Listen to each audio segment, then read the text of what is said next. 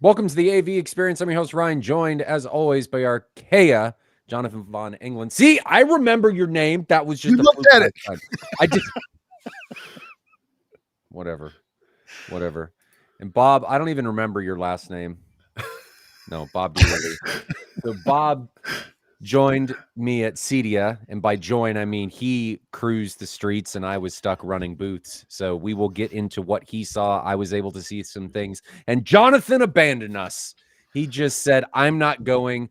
I think AV is dumb and I want nothing to do with it. I'm sure. That is exactly what I'm happened. sure exactly that's how it went. Those words came out of your mouth. That is what happened. I invited him. I said, I will get you a ticket. And he goes, no, I don't even like AV. I don't. I think all of this is fraudulent. Okay. Well, how have you guys been? Bob, we'll start with you. How are you? You were gone, but when you weren't gone, how were you? I've been good. I mean, life's been busy. My kids are doing a whole bunch of sports. I'm coaching most of them. Yep. So, I mean, that's I've 5 seen you in games right now. coaching. Your team played our team a couple weeks ago. You got sunburned, so you've been outside. I've been stuck in buildings all day for the past over a week. We'll get into that. But Jonathan, how have you been? Good. But one of us is cutting out. Either it's you or me. Are you, no. Bob, who are you seeing cut out? Am I cutting out? I'm not seeing either, so I don't know if it's me. Am I herky jerky? I don't think I'm herky jerky. Chat, am I herky jerky? Herky jerky. What about me? No, you guys both look fine. I think it's just, see, Jonathan's making stuff up again. No, yes, really not. He's calling me a fraud, and he's over here just making stuff up. I had a good time. I went camping while you guys were at CEDIA. Hot Springs National Park in a hotel. It was awesome. It does sound cool. I highly recommend that place. But not to distract with that commentary, I'd like to hear about CEDIA, fellas. Well, I think we can jump into that. Where do you want to start? Jonathan, I'm going to let you kind of lead this conversation because we were there, but I want you to kind of lead it as somebody that wants to know different things. Sure. Right? So you're outside looking in, kind of not to put me on the spot or anything. Yeah. Yeah, okay. I'll start with a PM message I got from one of our regular show attendees. Yeah. He mentioned, how was CEDIA different this year than last year? Was there anything new and exciting on the table? And is there anything like in next year's show that you would really like to see that you can see like a glimmer of and suspect could be really cool for a future innovation? So last year, okay, CEDIA kind of goes like any industry, it ebbs and flows. So a lot of manufacturers are not updating things every year. It's in cycles.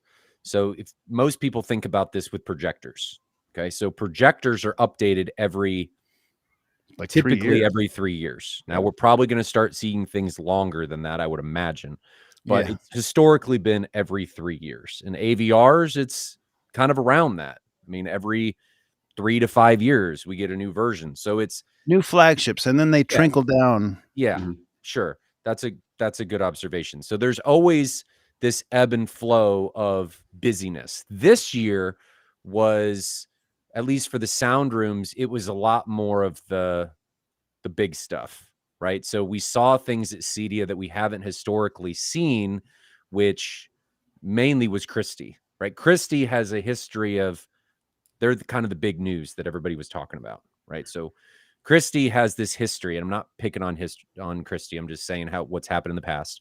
About 10 years ago, they said, we're all into residential. Like, we're going. And they showed up at CEDIA. They had a huge booth in the middle of CEDIA, and then nothing happened. So this year... Wait, stop there. What do you mean nothing happened? They didn't come into residential. Like, they didn't make a big push. Yes, you could get projectors like the Griffin and the M4K and stuff, but there wasn't a push into residential.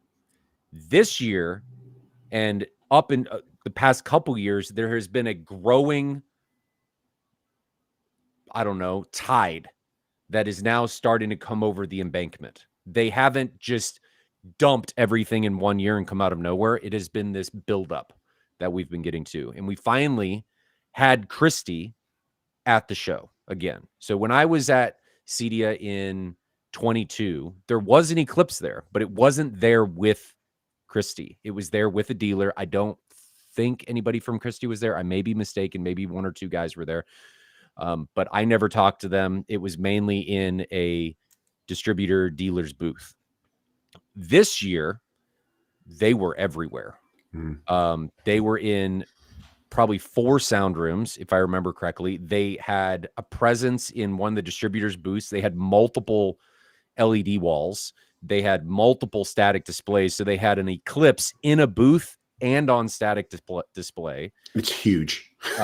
They brought a lot of staff. So it was really good to be able to talk to them. They were interacting with the dealers and really showcasing and explaining and sharing what Christie is about. And it was a really transparent conversation that they have. They recognize the history of what they've done in the past. And I think they're trying to approach it slowly now so that they can show some ROIs, because that's what these companies need, right? They're doing these big booths. They're coming to CEDIA because they need a return on that investment, right? CEDIA is about vendors talking to effectively the sellers, the dealers, the integrators, the endpoints, and building those relationships that they'll sell their wares. So Christie needs, and all of the companies that were there need an ROI. So this is not a, vendor showing to consumer show. This is a vendor showing to a dealer or place of sale show. There are some end users that go, but it is mainly dealers. Like I'd say 95%, 98% of the people that are there are dealers. They're not end users. So this year I'm going to say a lot more about the high end. It doesn't mean that there wasn't any mid-level or low-level stuff, but there was a lot more ultra high-end level stuff. And we'll get into some of that stuff because that's really what I saw, because that was over where I was. I was helping run Ascendo's booth and Storm's booth, so I didn't really get a lot of time to go see things. If I saw something, it was because something was blowing up in that room when we were building it and setting up CEDIA, and I had to be there to try and fix it. And I'm like, oh, okay. Yeah, I get to see and demo this while I'm trying to fix it. Yeah, that's great. So I got to do that. But Bob, when we get to him, he saw a lot more than I did. So I am actually excited to talk to him about what he saw, because he's Bob and he took notes. So it's not just going to be going from what he remembers. He took notes. So it's fantastic. So a couple questions on Christie while we're there. Yeah. Okay. You said that they're making video walls and so forth. Are they kind of behind the scenes in a lot of the commercial type industry in that sector? Or are they rebadging things with that tech, with the video wall tech? You mean, are they buying from somebody else? Yeah. Are they one of the big players behind the scenes for the video wall things as well? I don't know that Christie sells their stuff. They manufacture all of their own stuff. Their video walls are manufactured in North America. So they're not like some of the other vendors. They're not buying and white labeling something. They are manufacturing it from the ground up, and they have some super cool stuff with their LED walls. They have 2 levels. One is more, I'll call it entry level, but one is very expensive. Are these prices on these things like stratosphere type level? I mean, there's one that is a 0.75 pixel pitch, which is already very tight. It's designed for commercial. It can be curved. It can go around corners. I mean, it is a commercial display, and it is gorgeous. It is a measured, like you shot it with a Spectro, measured 2,000 nits. And it is a 0.75 pixel pitch, but for a 135-inch 16:9 wall, it's $500,000. So it is, along with like GMS, they're expensive, but they're very well built. They represent the pinnacle of the technology, and they had a cheaper one. Bob may know the price point on that one. I don't, but that expensive one, she was pretty. She was very pretty. I have pictures. Yeah. So Bob, from your standpoint, there, kind of going not as a vendor, but just going as a person, did they have pricing out there and first and forefront, or did you have to be a dealer to see pricing on these new tech type things? It depended on booth to booth. I mean, some of the booths did have MSRP listed on the product tag sitting next to their price, next to their object. All the staff would give you information. Everyone I met there was incredibly friendly. They're open, they're helpful. It was a great experience. I mean, I'd been to plenty of trade shows in the past, just for different industries. I'd never been to this one. So it was just like going to one for the first time, not really knowing what to expect, the layout of everything. I missed a few things that I just didn't know were like tucked in a corner somewhere or inside of a booth that I just happened to walk around as I was going back and forth to something else. There was a lot to take in, and I was there for 2 days. The first day I spent doing basically sound rooms. The second day was a little bit of sound rooms and then just trying to wander around and see what I could see. But it's really cool just because it's not just some audio side, but it's all the other integration stuff. It's switches, it's control panels, it's smart lighting, it's outdoor speakers, it's all the smart home living space stuff.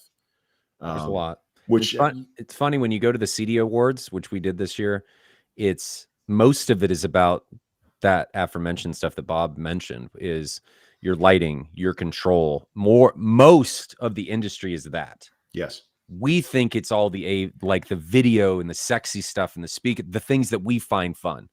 That is not the bread and butter of the industry. The bread and butter of the industry is the smart home stuff. Yep.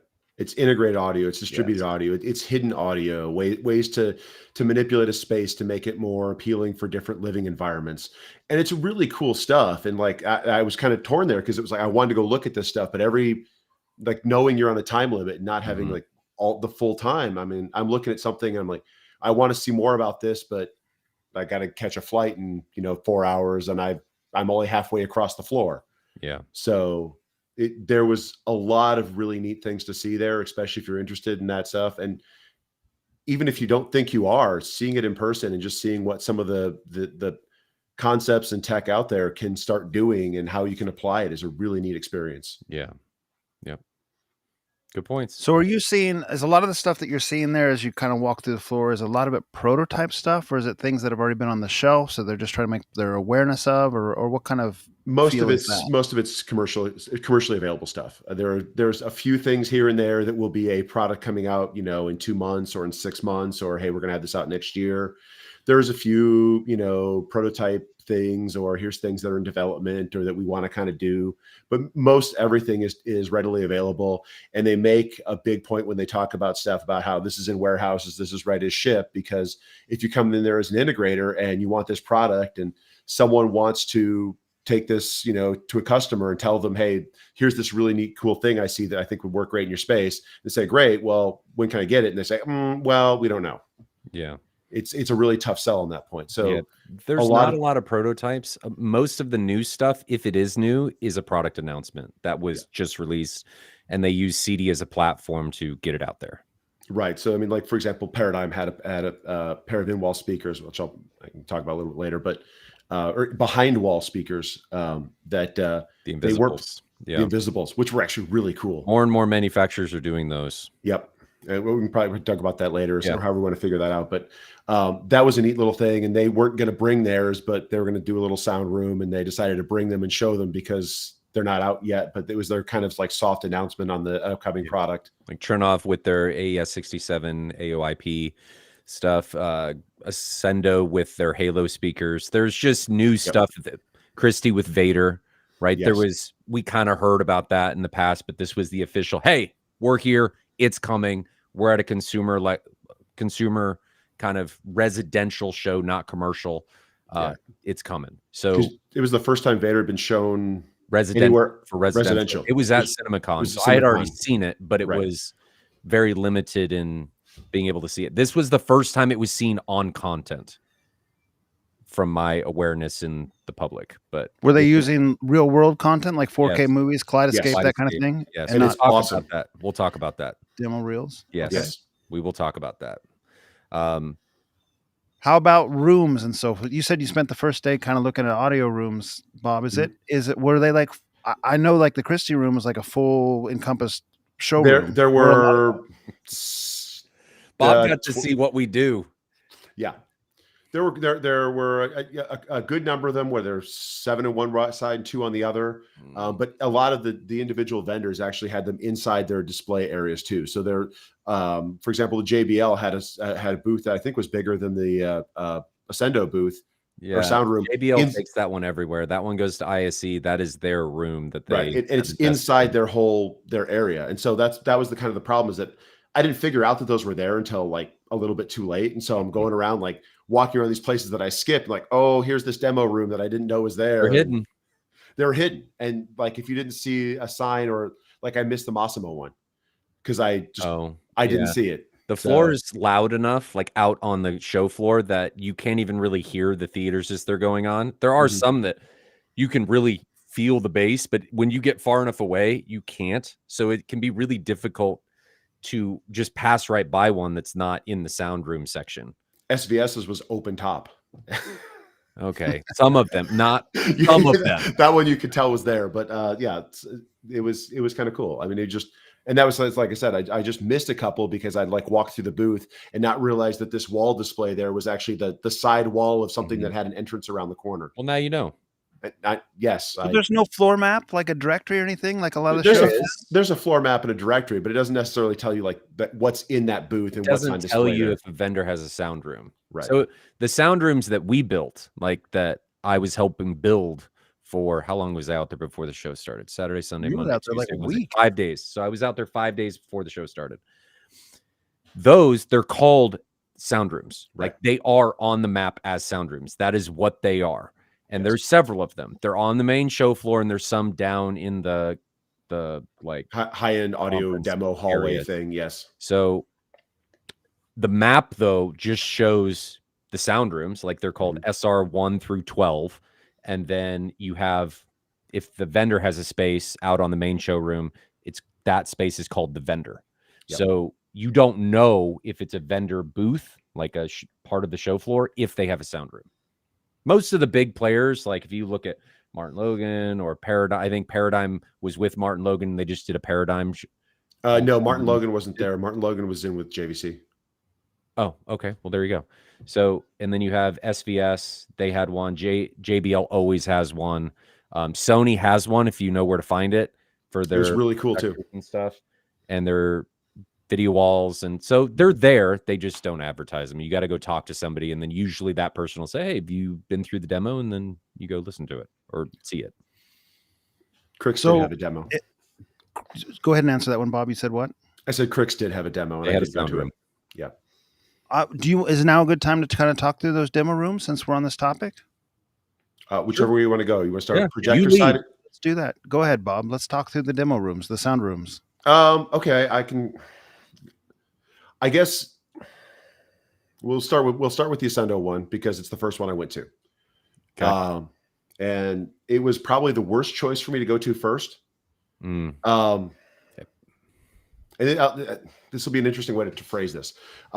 It was the worst one for me to go to first because I had a really high expectation of what was in there. Because I'm very familiar with the kind of equipment that's in there, because that's basically, Ryan's theater. It's not that different from what Ryan has in his setup, and Ryan's setup is very well constructed. The room is very well sound treated. Everything is very well tuned. And while everyone at these shows did an amazing job for what they did with the time they had, it's not the same as a permanent install that's been calibrated and tweaked over months and months and months to get to a certain point. Well, before you go any further, let me explain to people what the sound rooms actually are. Because when we get in there on Saturday, they're empty shells, like the actual sound rooms. The guys that are like JBL is an example. They have their own stuff. They do whatever they want, but they're similar to these because remember, they have to be easy to transport. They have to be easy to move by a person. They have to be easy to install, and then they have to be easy to mount things to. Yep. It's all about ease.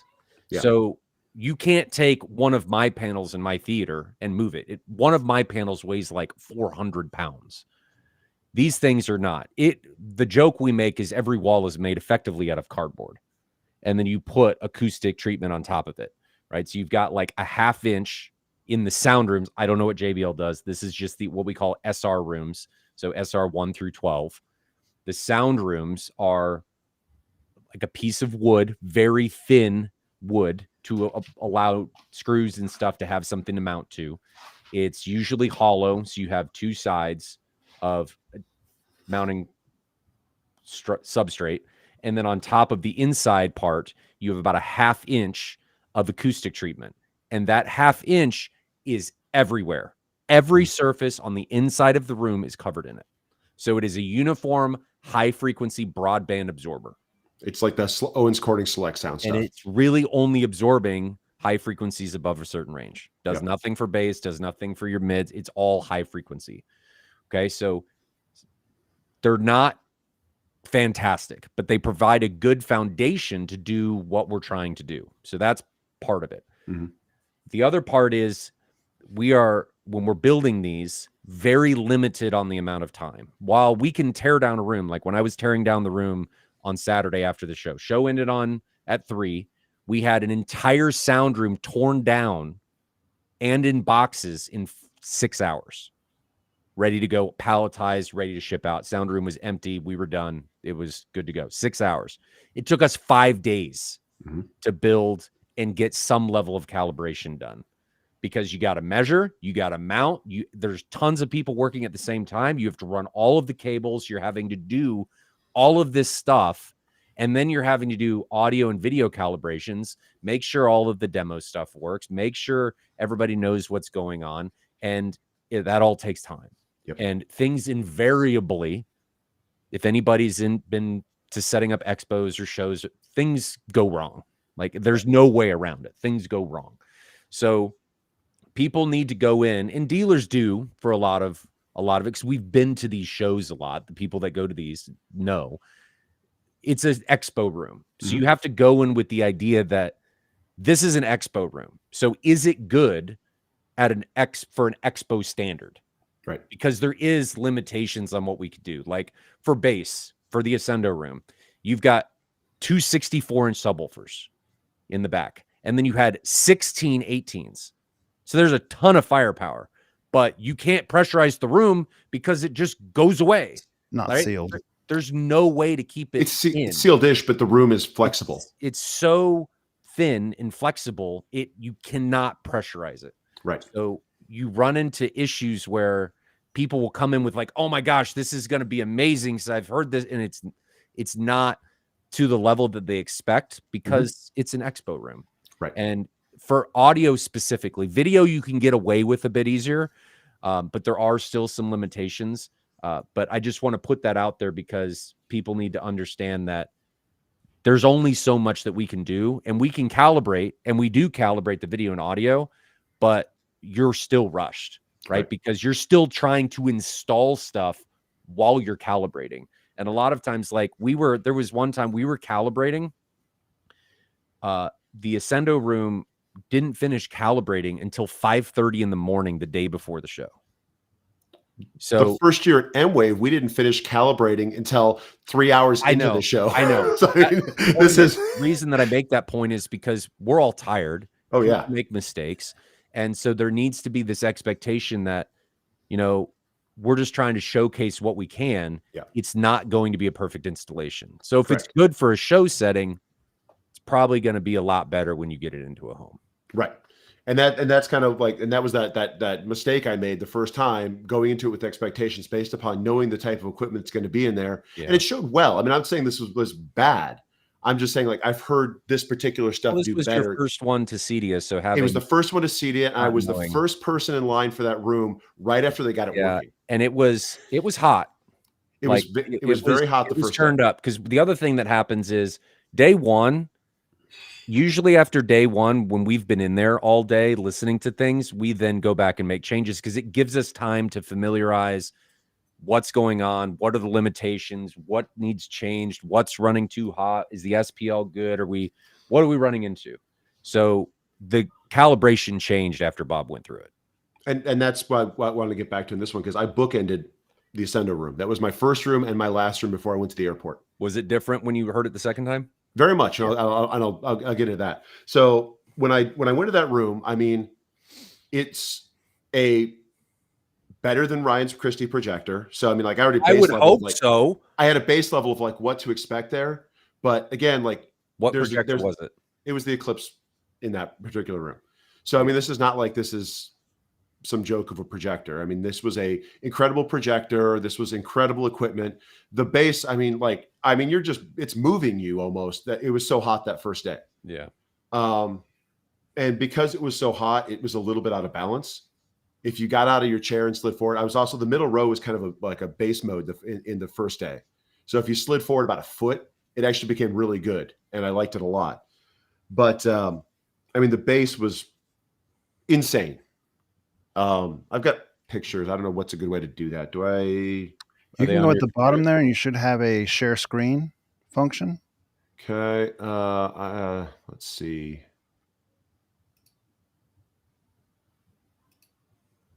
That might work. Okay. So here's the Ascendo room. This is the little thing outside. This is the first thing you see when you walk in, and you're just, oh my God, what is this? There are two now 64s in the back of the room. And like I said, having done this at M-Wave multiple years and set up these rooms in very short time, the amount of work that these guys did in these rooms is just unbelievable. Everything looked incredible. The room was beautiful. It was just a really neat room just from the second you went in. I love the fact that they didn't try to hide the speakers in the back. Like, it really showed them off, and it was visually striking. You feel like you could be in a home theater when you go into these rooms. Now, I was going to say, this looks a lot like your room, Ryan. It's like they... Yeah, I mean, that's what I said. Like the amount of work that these guys did on these rooms is just unbelievable. They look incredible. I mean, like the projector shooting through port glass. The speakers are actually mounted. Now, we had to use like velvet tape to cover things, but there's a lot. We're sitting, the chairs are on risers. This room had, I think, 3 rows. All of the chairs, these are the Movias. They're IP controlled. So at the end of the session, they all go back to the native position where they all the footrests go back in. They have home position. So you had a screen with masking that was going up and down. The screen was dropping at the end of the session. It was going up so that you could see the halos behind it. There's lighting everywhere. And it's just, that's why they take so long, because you're starting with nothing. Yep. And then you're ending up with this. And then on Saturday, when the show ends and everybody goes home, all of the vendors, we have to take it all apart. And then it gets shipped out. We have to box it, and then they come in with forklifts palletized, and it all leaves.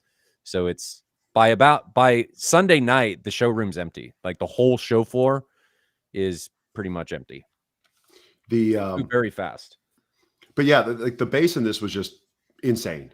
And then Ryan, you probably might know who. Acoustic panels are done by Simplified. Okay. It was probably on that previous one anyway. Yeah, Simplified Acoustics in the bottom corner. Yeah. Okay. So we watched Into the Spider-Verse. We watched F1 in that one the first day. I don't think F1 was in that. It was Ratatouille. Into the Spider-Verse. Interstellar. There was a music clip from the Eagles. I think that was it. Maybe one more. I can't remember if there was that. The demo was about 15 minutes, so I think that was it. And then we changed it on day 2. Day 2, I liked the demo clips a little bit better. But I mean, it was a Seymour Screens. It was the first time they'd done a retractable acoustic screen. It was really good. New material that looked amazing, and it had a really neat effect. So I mean, those are the side panels of the rooms. And you see, like the level of detail on these is spectacular. There's the ceiling, and you kind of see how well they tried to hide cables up on the side with the gaffer's tape and everything. Bunch of diffusers everywhere, huh? Yeah. Well, you got to do something in order to provide sound reflection away from that absorbative material, so that it's not overly damped and dead in the highs. Yeah, it gets really bad. That you might see someone there working on a technical issue, but that was There's the only Chris. picture I had at the front. That's Chris Seymour, the guy in the white shirt. No, that's Jeffrey. Oh, it is Jeffrey. I can't tell. That is Jeffrey. There's Jeffrey. What size was that screen? I didn't hear Ryan's you say over here. That was a How big was that? So that screen, I think, was about 12 feet wide. And are they, what kind of nit count are they trying to get on that with that Christie? Like what's 350. This one was 350. Yeah. So this, if you look at where the screen is, you can see that image in the middle. That was part of that clip at the end. On the side, there were retractable, acoustically transparent masking panels that would roll down in individual scenes. And the Eclipse was so black in some of those scenes, you could barely see the masking panels drop down.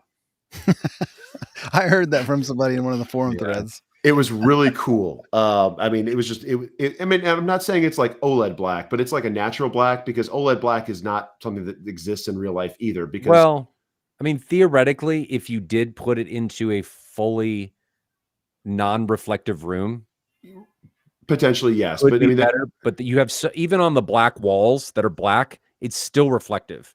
So right. And damaging your reflecting light contrast. Yeah. Right. And I was wearing a white shirt the first day, like half the people were. So I mean, like everyone Did you get goes booed out of there. Huh? Did you get booed out of there with your white shirt? I looked at that as I'm sitting there like, oh wait, this is not the right thing to be wearing today. Have handed out like black ponchos. To right. I didn't have my velvet poncho or blanket to throw on top. Poncho. But I mean, it was really cool. Interstellar looked amazing in that room. I mean, just how dark the starfield was, how good everything looked. It's one of those where you're watching the clips, and until you get to Interstellar, you kind of forget that you're watching an eclipse. And then Interstellar comes on, and you immediately remember that you're watching an eclipse for a very good reason, because the starfield is amazing. Ratatouille, I will say Ratatouille and Spider-Verse, I don't know if we're the best demo choices for the Eclipse, because they didn't really show off what it could do. We were limited on clip selection. Okay. Based on the Kaleidoscape. So we did the best that we could with that, but we were limited. And I'll get back into the Spider-Verse. But I mean, it was just a really cool experience. And then in the end, they roll the screen up and you get to see, you know, the stacks of subwoofers behind it, the LCRs back there. And it's a really cool finish to the demo. I mean, just the whole demo in the room was really well done. Yeah. Chris Seymour is the guy in there that starts it, kind of explains everything, and then does everything at the end. He does a really good job of being the MC for that room. But those are the halos. Brian Kopp were the masking panel, Seymour retro mask. I believe if they weren't, they're very similar to what they were, and they do a very good job. I think these masking panels are built into that that retractable screen. I would assume so, yes, because they can only mask top to bottom on that retractable. They don't mask side to side. But there were some that were four-way masking, but not on that particular one. They're very similar in how they worked, and they worked really well. Yes. Let's see. Where's the Ascendo stuff? I specifically heard on one of the threads that kind of made me chuckle. Somebody said that Seymour was trying to kind of show off his masking panel, but nobody could even see it in operation. So it wasn't the best. So in the first demo, you could see it when the screen was a little brighter. You can see it moving and stuff, so you get the idea. But like when you saw it go in, like you could tell the difference. It made it look a little bit more black up front and kind of frame the image a little bit better. But it wasn't night and day. It's not like when we're throwing any of our projectors on there and you just see, oh, like there goes those gray bars, and now all of a sudden the image looks so much better and my contrast looks better. It was hard to see as much on this one. Sure. The Ascendo stuff is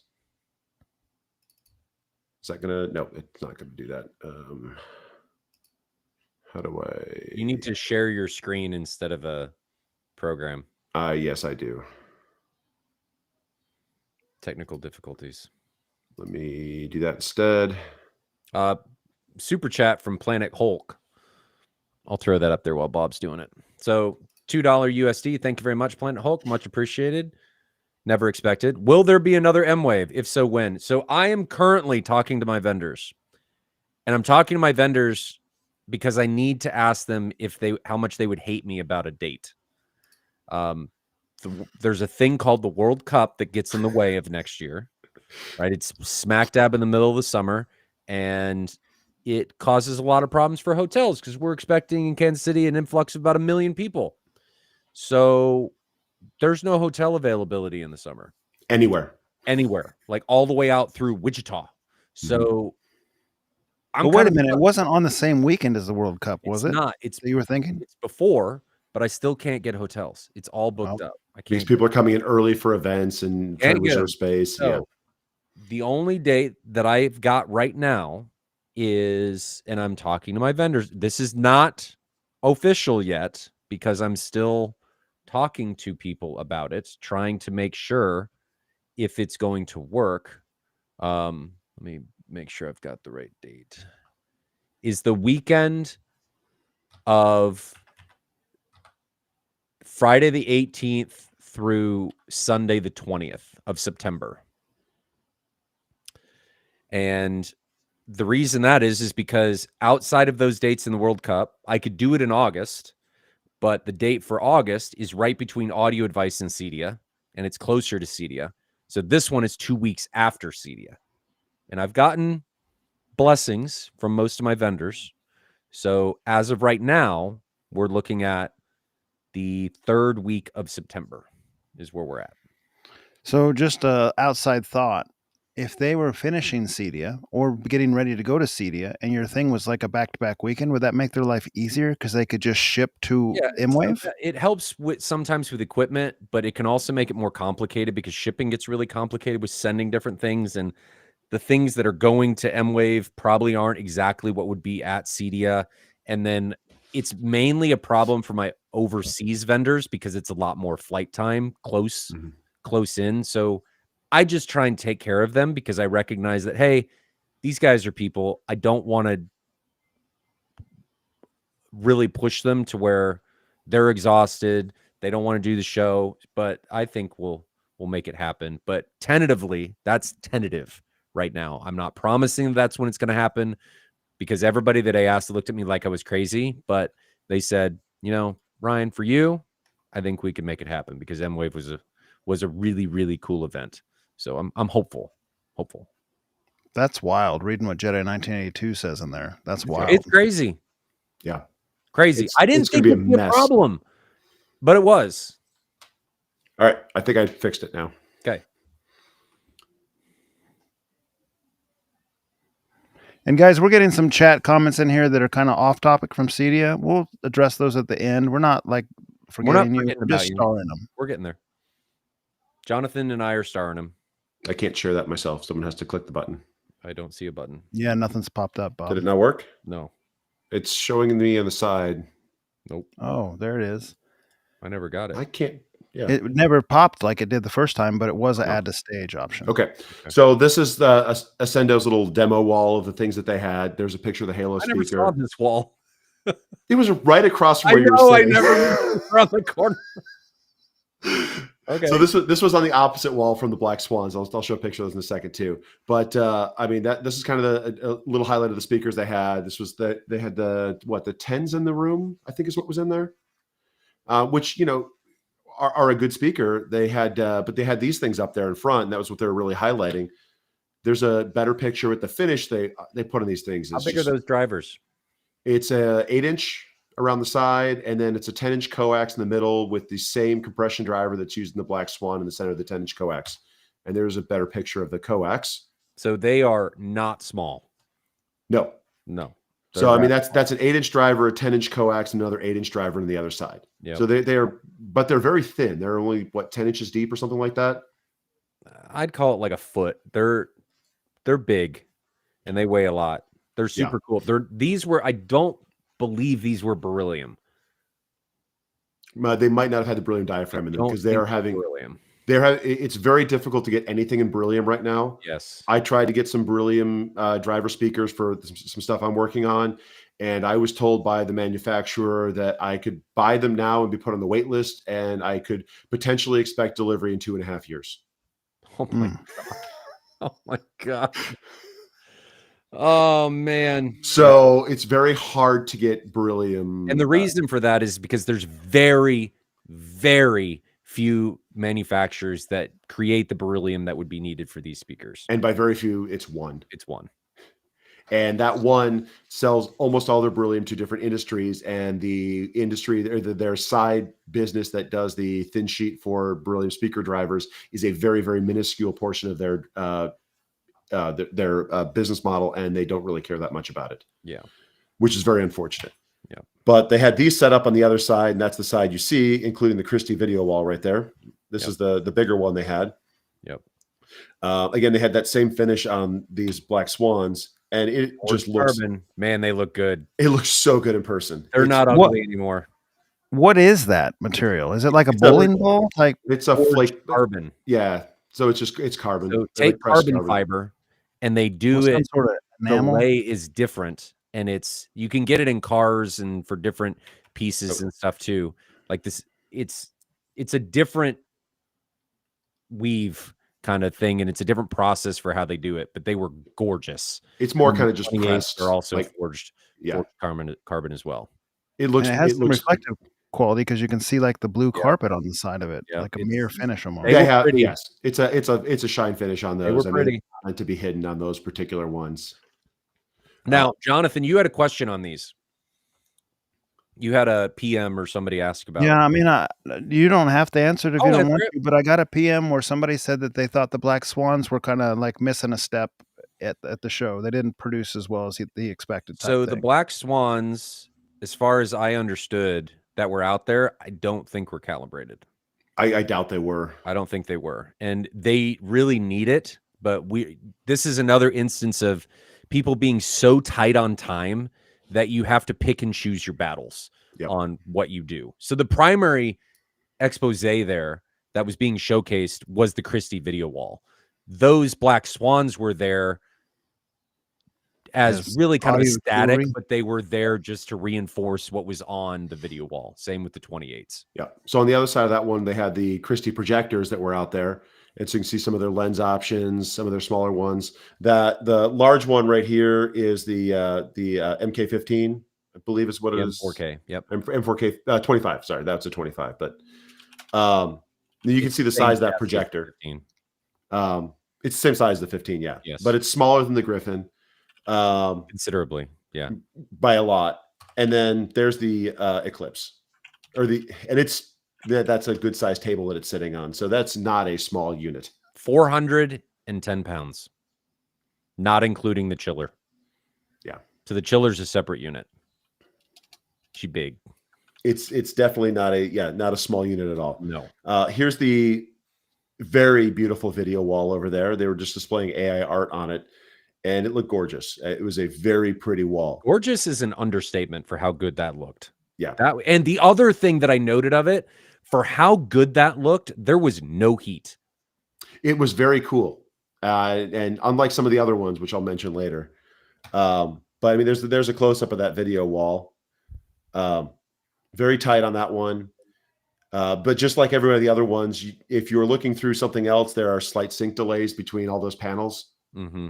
So like if you take pictures of them and you're up close, you can definitely see sync issues. I mean, not issues, but you can see. And you can calibrate that. This, again, is all rushed. So it's you spend enough time, that can be fixed. It's just this is a show issue that comes up because you're limited on what can be done, what can be corrected. And if you're just showing static art, it's kind of one of those but there's not to worry about that. This is that same picture right there, the same area with the next piece of art. And like, you can't, I mean, you can kind of see it if you look really closely, because you know that it's right there, and you step back a foot or two and you miss it. That's a different booth. So after that, I went down to the Alcon's room.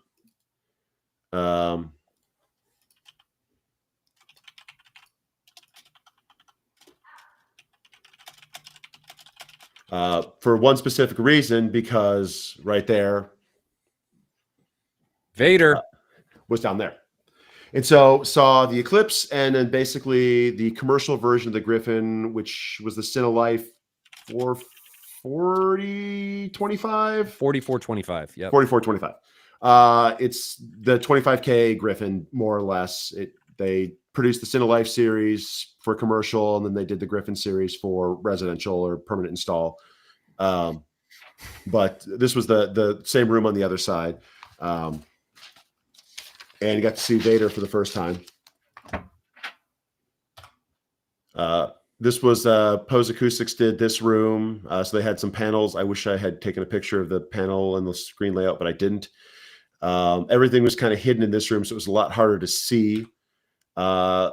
Each one of those panels on the side here were the panels that he put together. So it's this kind of same thing. I don't remember what that is. That the good panel? I don't know. I think is what they call that thing. But that was here. There was an absorptive piece here. I think one of these was here, another absorptive piece here. But these were kind of built-in units wrapped in these dynamic LEDs that would change color and chase each other around the space. It was kind of a neat effect. And then as you tuned it out, they'd start collapsing into themselves until they'd eventually disappear. It looked very pretty and kind of gave a nice ambience in the room. There's the Alcon speakers right there on the sides and the walls. They had 4 18-inch subs in this room. They had 8. Well, sorry, 2 per corner, 8 total in the room. Yeah, but it was waveforming, so only the fronts were active. Correct. So it was a trend of waveforming room. So in this room, they did Ratatouille. I think they did Ratatouille again. No, it wasn't Ratatouille. They did, but they did Into the Spider-Verse again. Yes. And the Into the Spider-Verse was a little bit. I didn't like that clip for this. I honestly thought it had more pop when I watched it, and I was kind of more impressed by it the first time. And the reason I found out was because they were running this room at 570 nits. So it looked more impressive in this room because it was twice as bright. And then I found that out afterwards because I was talking to the Christie engineer and some of the other guys. But this room was running significantly hotter on the projector. But Vader was awesome.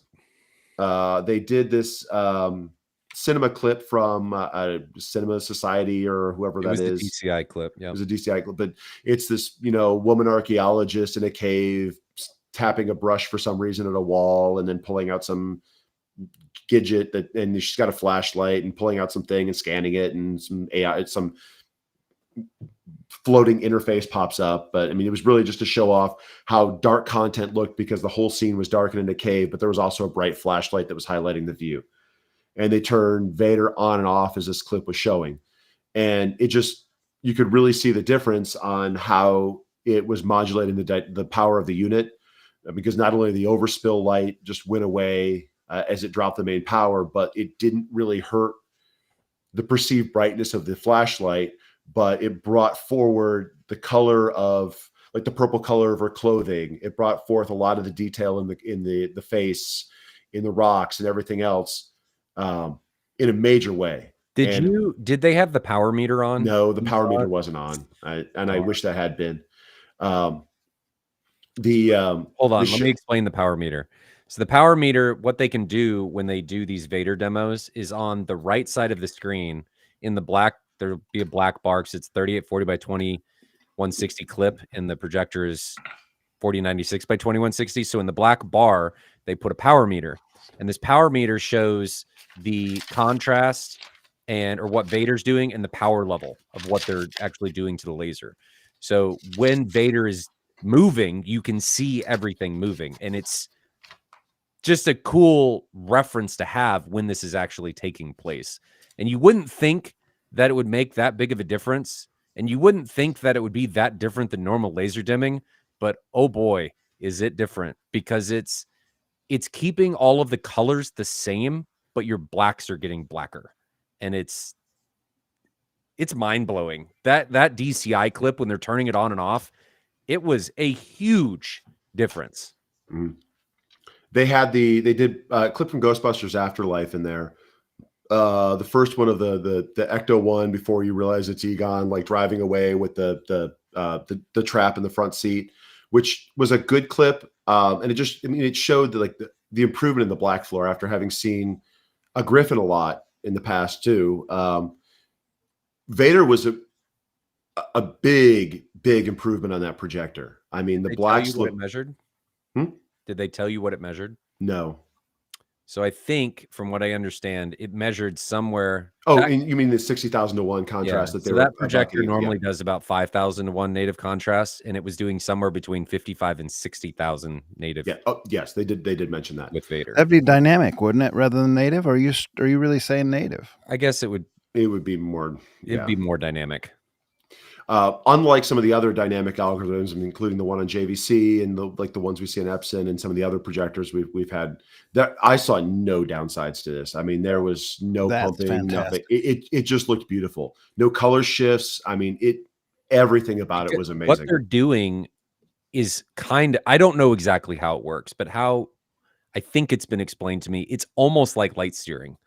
No, it's all software based, and they're clipping highlights. I but know, they're doing but a much better software based, but they're able to do something with how the mirrors and the lasers work, and that's how they're able to do things like keep colors a certain brightness and dim the blacks. At least that's how it was explained to me at CinemaCon. Because at CinemaCon, they had one side they had projectors where it didn't have Vader, and the other side did. And they would have them calibrated to identical levels, and then they would have a block of color on there. They didn't show any demo clips at CinemaCon, but they had a block of color. And then they would turn on Vader on one of them, and the black floor would drop, but the color would stay the exact same luminance. Like it wouldn't dim, but your black floor would go down. So they're doing something. I don't know what they're doing, but it's not like other laser dimming algorithms or however they're making it happen. It's mainly meant for commercial, and the commercial guys don't care about the contrast increase. They don't care. It's all about cost savings. But residential side, all about it. So a question in that regard, and why I said this was fantastic, is because that kind of stuff has been tried before by various folk, and a lot of times that gamma shifting, as it is, affects the color. But you say specifically you did not see any downside to it, which is I didn't see any downside wild and excellent. No, everything just looked better. Christie has technology like this in their video walls too, where if you lower the power of the video wall to bring the brightness down, typically you'll have a white point shift, right? It'll move. They have the ability to, as you dim, keep the white point consistent. So they must be doing the modification to make it look consistent. Yes, right? They are because in that sense, but they're doing a lot of stuff objectively to make it unnoticeable what they're doing. I don't know exactly what they're doing. All I know is it was all net positive. I couldn't take away a negative from what was going on with this. So some of that type of technology specifically sometimes shifts like subtitle colors. It'll go from white to yellow would be an example. Did you happen to see any subtitles on the screen, Bob? There were not. So that's one of those ones I didn't get to see. And they didn't do the Vader on-off option on that. So I didn't get to see how that would affect it. Did you see our demo for dynamic subtitle optimization? No, I for MadVR? Yeah. So let's talk about that real quick, because you brought up colors. So that was something that we showed with MadVR. And I'm not trying to toot my own horn. I just think this is super cool. So dynamic subtitle optimization, right? MadVR historically, if subtitles are on screen on a CinemaScope screen, what happens if you don't have a MadVR? They're cut off and run off the down. They're off the screen. So MadVR allows you to bring back black bars so you can see them. Well, that's great, but it's compromised because you're making the image smaller. You're bringing back black bars. And it's jumping around. They're jumping around.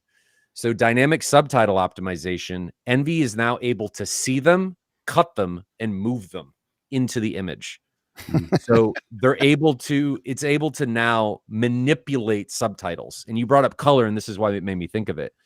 Because now not only are we manipulating subtitles and moving them, we're also able to manipulate the APL of the subtitles. Because when we're talking about laser dimming and all of these dynamic algorithms, a lot of times the subtitles are the brightest thing on the screen, and it directly affects dimming.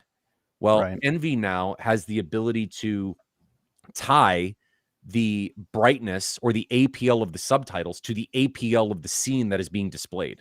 So as the scene changes, like if the scene's really bright, APL of the subtitles goes up.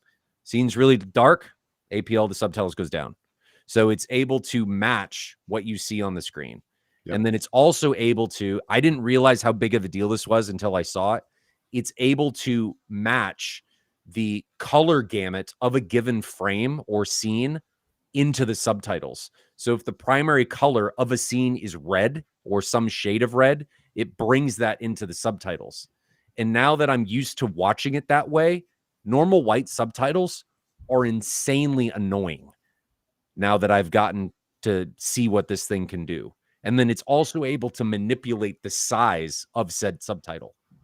So you're on a really big screen, subtitles are the size of a small child. It's now able to make them 30 to 50% smaller. Yeah. And you have full control over all of this. If you want a static color, you can do that. If you want an adaptive color that changes, if you want adaptive APL and all of this stuff, it's able to do all of that. And it's just, that was announced at CEDIA. And you've got a preview of it, like you've already been playing with it on your side since you work with them. Yeah, that's super cool. Super cool and game changer, really. The reason I laughed is because I'm imagining AI trying to read off the subtitle and then putting it back out what it thinks it read versus what you get, and you get some sort of Chingrish subtitle. It doesn't do that. But speaking of you can now game through Envy. Yes, that's a huge one too. And you can use the HDR tone mapping, nonlinear stretch, frame duplication, all of that stuff on your games. So we were for only a couple milliseconds penalty. We were able to optimize all of the algorithms and drop the latency significantly so that Envy isn't adding anything meaningful. Wait a minute. You had like 179 milliseconds. 220. Delay, and now you're going to like gaming worthy? Like how are you like 4 to 5? No, we're not that low. It was low enough. It's low enough that people that were saying they were gamers couldn't notice it. They couldn't find it. Wow. No, it's not like FPS competitive. No. Low. But I mean, FPS competitive, you shouldn't be gaming on a projector anyway. You're talking, I mean, we had a live demo at CEDIA with Envy, a PS5 feeding Envy, playing on a 240p 4K QD OLED monitor. Mm-hmm. And people couldn't detect any latency. So it's Envy now has HDMI 2.1 in with VRR, with HDMI 2.1 out with VRR. So now we support variable refresh rate.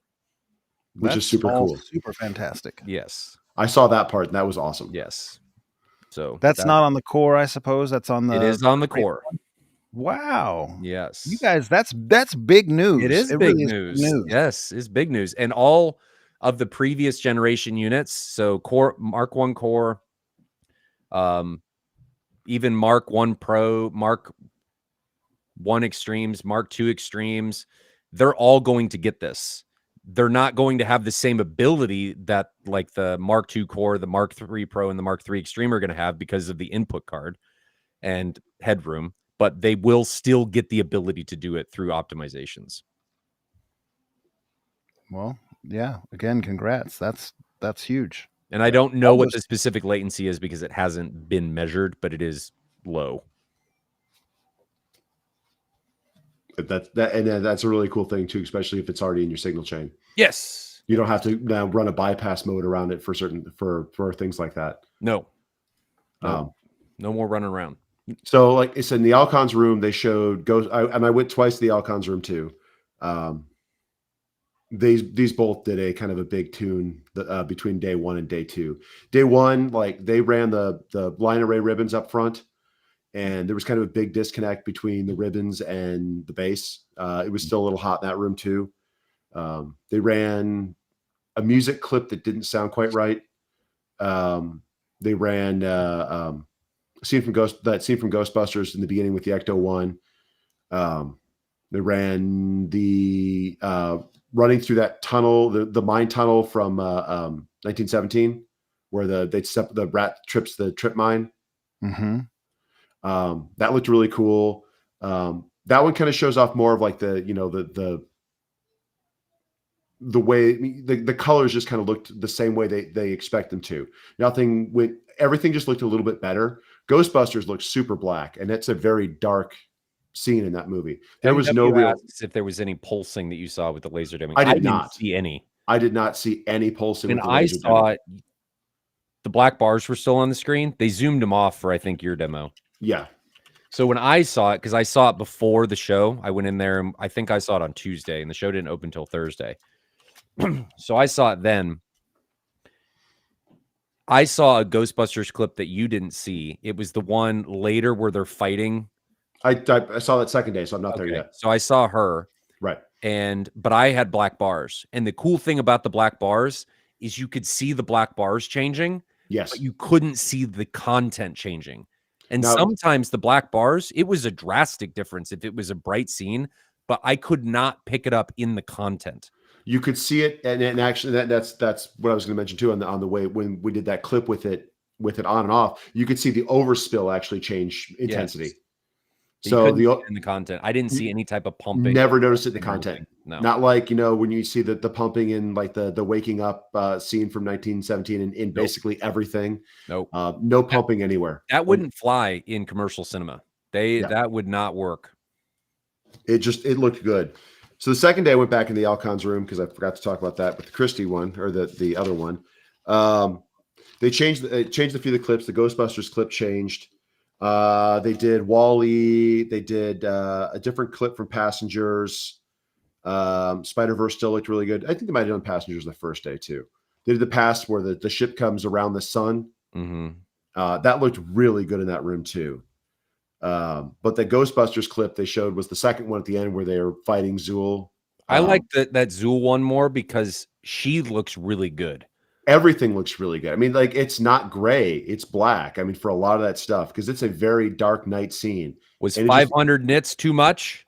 No, no, not at all in that room. And the second day in that room, when they retuned it, I mean, they didn't play the music clip again, so I couldn't really like A/B compare that one. But they tuned that one. They wasn't quite as hot the second day either, and the ribbons did sound a lot better integrated on the second day when I went back.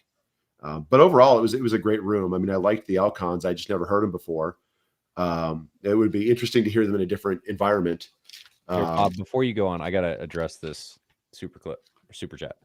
High Finest 343, thanks for the $10 USD, much appreciated.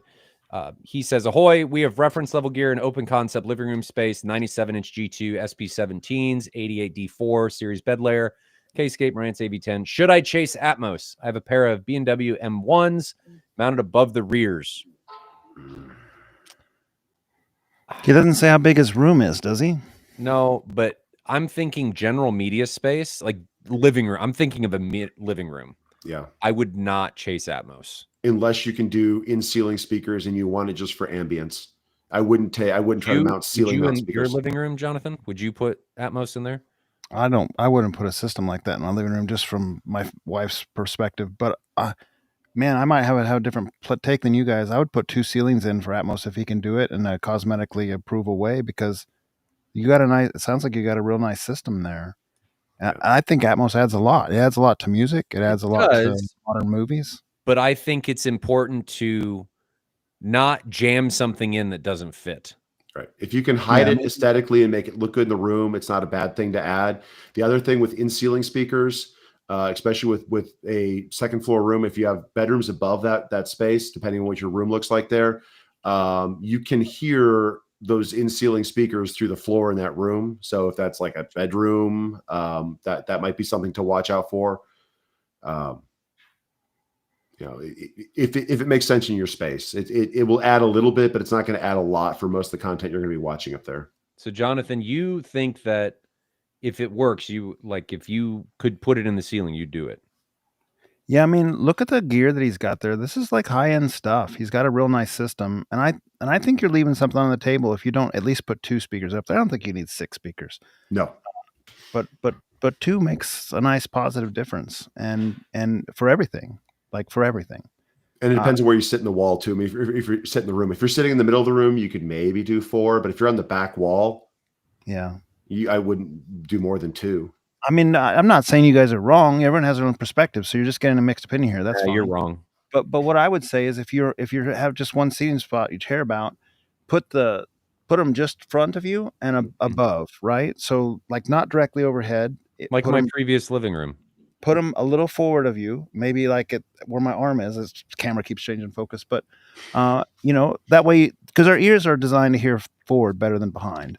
So if you're just gonna have 2 speakers, have them a little bit forward of directly overhead, and I think it'd be worth your time to do that. Okay.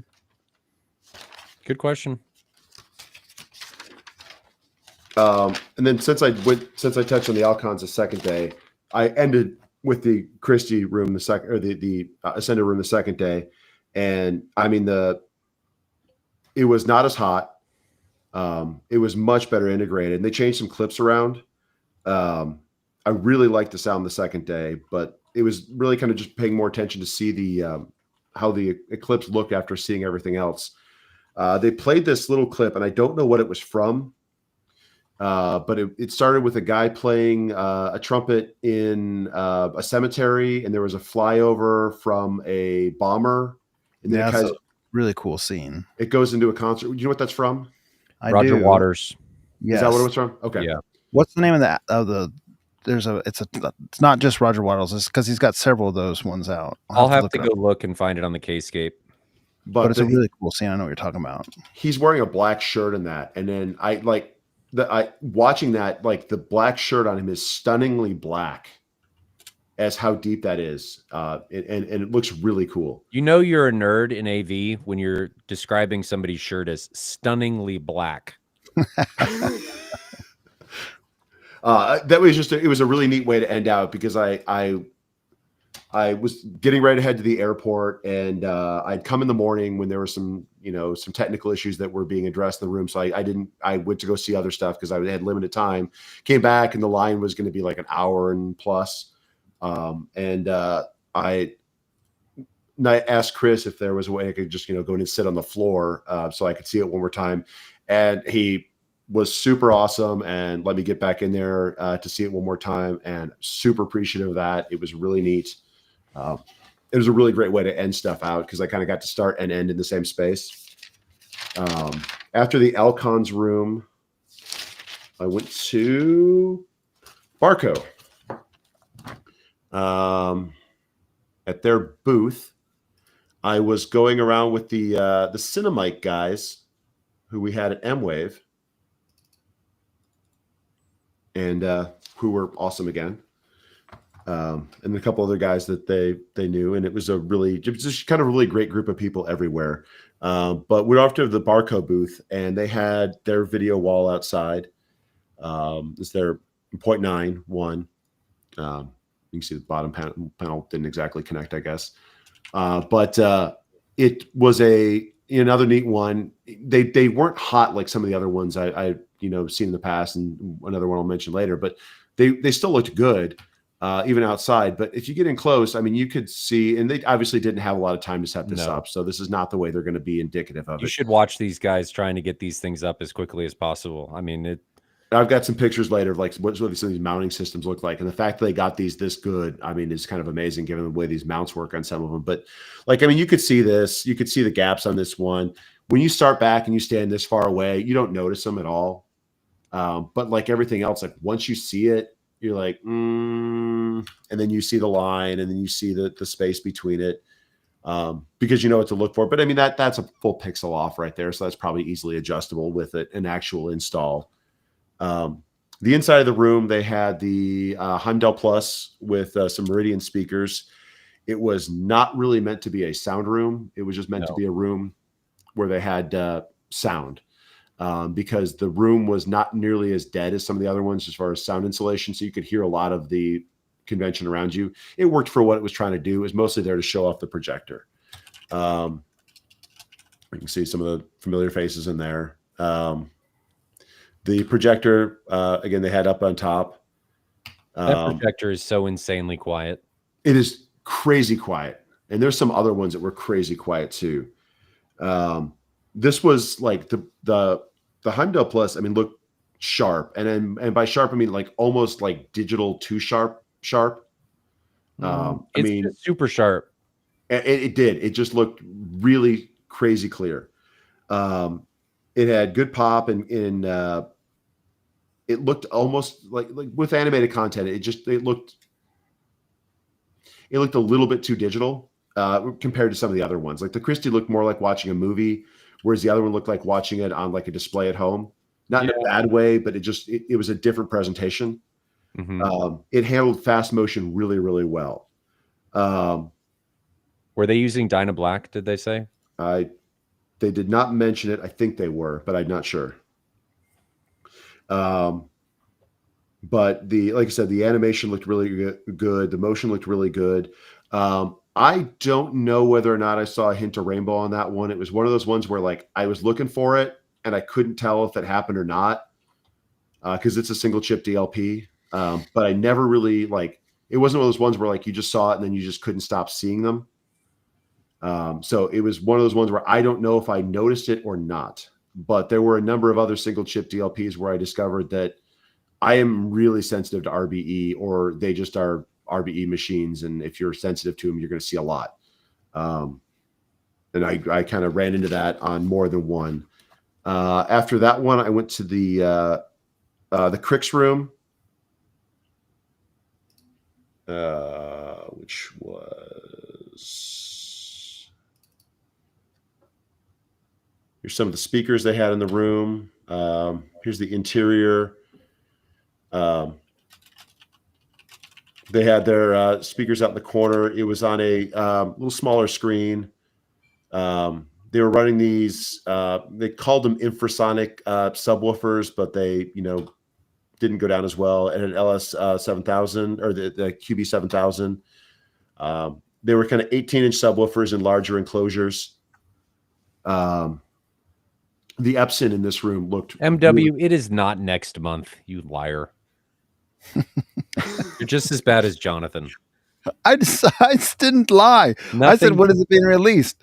And nothing but fibbing.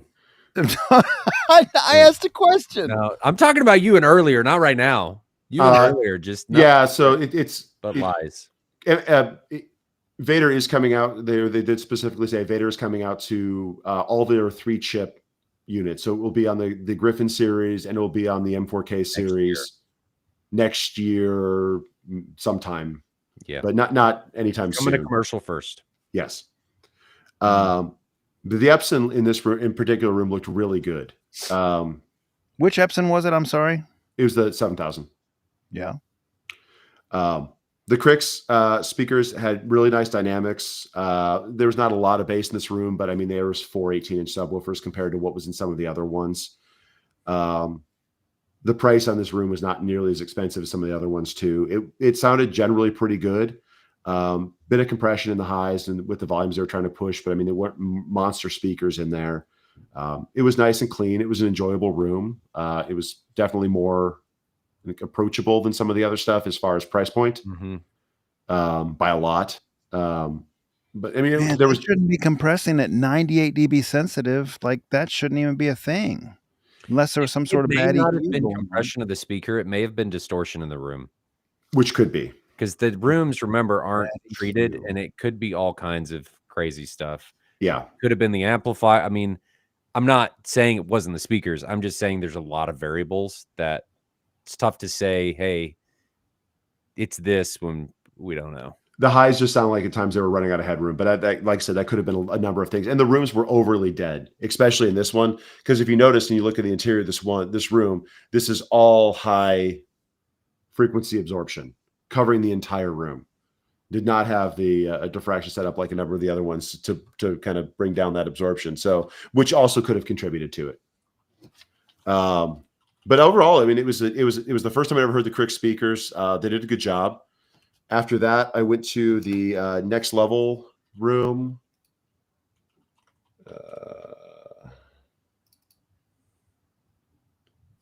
You might notice a familiar face or two in that one too, sitting right in front. Joey. Yeah. They were running the digital projection. Somebody had a question about that projector. eVision projector. People photobombing me, trying to get some pictures of the room. Paul. About that projector? Yeah, I'll talk about that projector a little bit. I have a picture of the room without it. What did you think of the QL? What's eVision? Who makes eVision? DPI. It's digital projection. You don't see many DPIs. Like you don't see many Sim2s. I did go to Sim 2 also, so I'll talk about that a little bit later. I wish I had a better picture of the room. They were hanging, they had swords and like tapestries hung all around this room, and it looked really cool. It was just kind of a fun space. I unfortunately screwed up and didn't take a picture of the side. I thought the sound was, it was pretty good. Maybe a little bit boxy, but again, you're in a room that's not ideal, so it's really hard to say there. Let's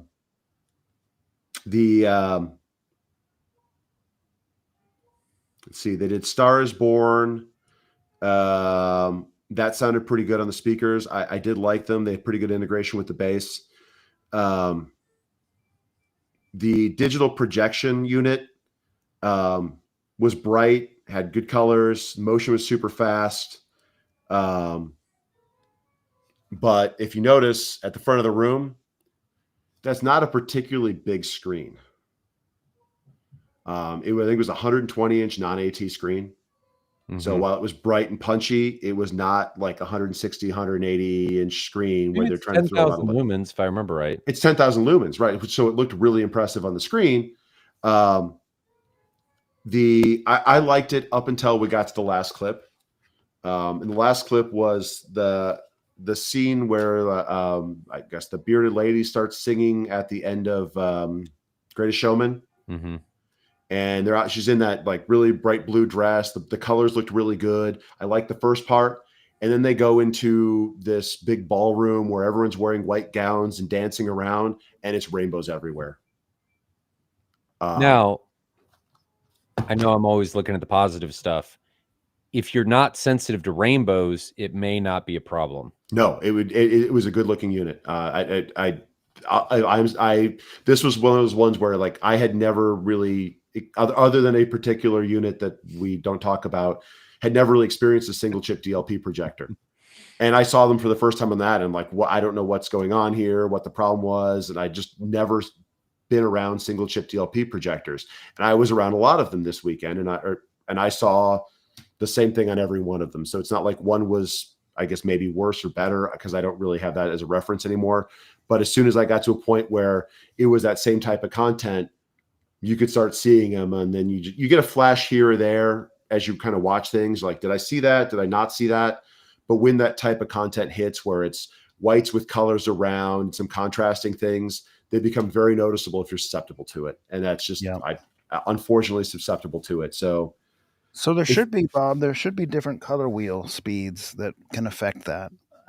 4X is bad, 6X is more tolerable. And whether or not they have, because they don't really necessarily have color wheels. That's just the way they're going to cycle through, because these are all laser units that don't actually use a color wheel. And so they kind of, they keep that term as like the refresh rate on them. And I know Barco on the Heimdall Plus does something different depending upon the input speed of the motion. So it can run at different refresh rates on its light engine, depending upon the type of content it's fed. And so that's why I couldn't tell whether or not I ever saw that on the Heimdall, because it never got to one of those scenes. And it was maybe just they didn't play a scene where I would have noticed it, or maybe I saw a flash here or there, wasn't sure. So I can't really say whether or not I noticed it on the Heimdall, because I might have, but I'm not sure. Like, it was one of those ones that was like brief. It was like, did I see that? I'm not sure. So I don't want to say I noticed on that one, but on the other ones, I unfortunately did. And this one, I didn't notice it much until the end. But once you saw it in that clip, like, and that ballroom with the people in white gowns moving, it was just, they were everywhere. And it was bad for someone who perceives that type of effect like I do. Other than that, the room was great. I'm going to do a super chat here again. Christian Kansichi, thanks for the $5 USD. Much appreciated. Never expected. Can you implement a waveforming bass array with direct art on Storm Audio? Also, how badly would near field subs hurt a front to rear bass array? Jonathan, I'm going to let you take the second part of this. I'll answer the first part. Art is different than waveforming. Art uses all speakers and all subs to try and support everything else in the space. It doesn't use one's like support or primary array and another supporting array. So it's different. It's doing cancellations, but it's doing it in a different way. So you can't look at it as waveforming. It's doing cancellation like what waveforming is doing. It's just has a different approach to it. So it does more reinforcement than cancellation too. Yeah.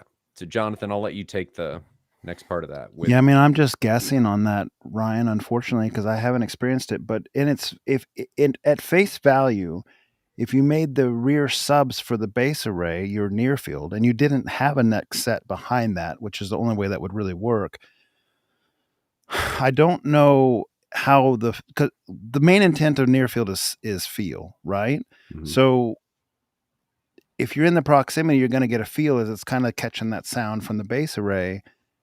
Does that how would that feel? Would the timing be correct and so forth? I don't know the answer to that. I haven't experienced it. It's kind Well, of like a the whole logic point of having a question. double bass array is to have a matched set of subs in the front and the back, where the rear subs are actually there to just cancel Well, the incoming I reflective guess wave I from can the answer front. this because this is actually how my room's set up. So I have the ability to run Storm and Chernov, either one. They're both in the room. So I'm going to attack this from the waveforming standpoint because I think that's what you're asking. Because I have an active array up front, and then I have the supporting array in the rear. And I also have my infrasonics on a totally separate implementation. So what we have to do is the infrasonics we had to not present to waveforming because they're doing something different, and you can't present them to it because it wants everything to be together. So if you're doing waveforming, I think it's going to hurt the performance of your active and support arrays. If you're trying to add them into your waveforming implementation. So I would not do that. If you're going to do this, they need to be tuned down very low so that they're not getting in the way of what waveforming is trying to do. And they need to be not presented to waveforming. And you actually need to do this in Storm, at least as of right now, as well. You need to present, like I had to present my infrasonics as something totally different. And you're going to want to present a near field array or near field subs, not with art, because you don't want them trying to support other speakers, because when it's trying to fire, right, to cancel something else, you're going to feel that if it's right next to you, and you don't want it to be doing that. So in my Trinov setup, I've got it, the infrasonics are being pulled off of one of the channels, and then frequencies are being duplicated into the infrasonics using a QSC QSys 110F. And then the Storm is able to do it internally using multiple zones in theaters.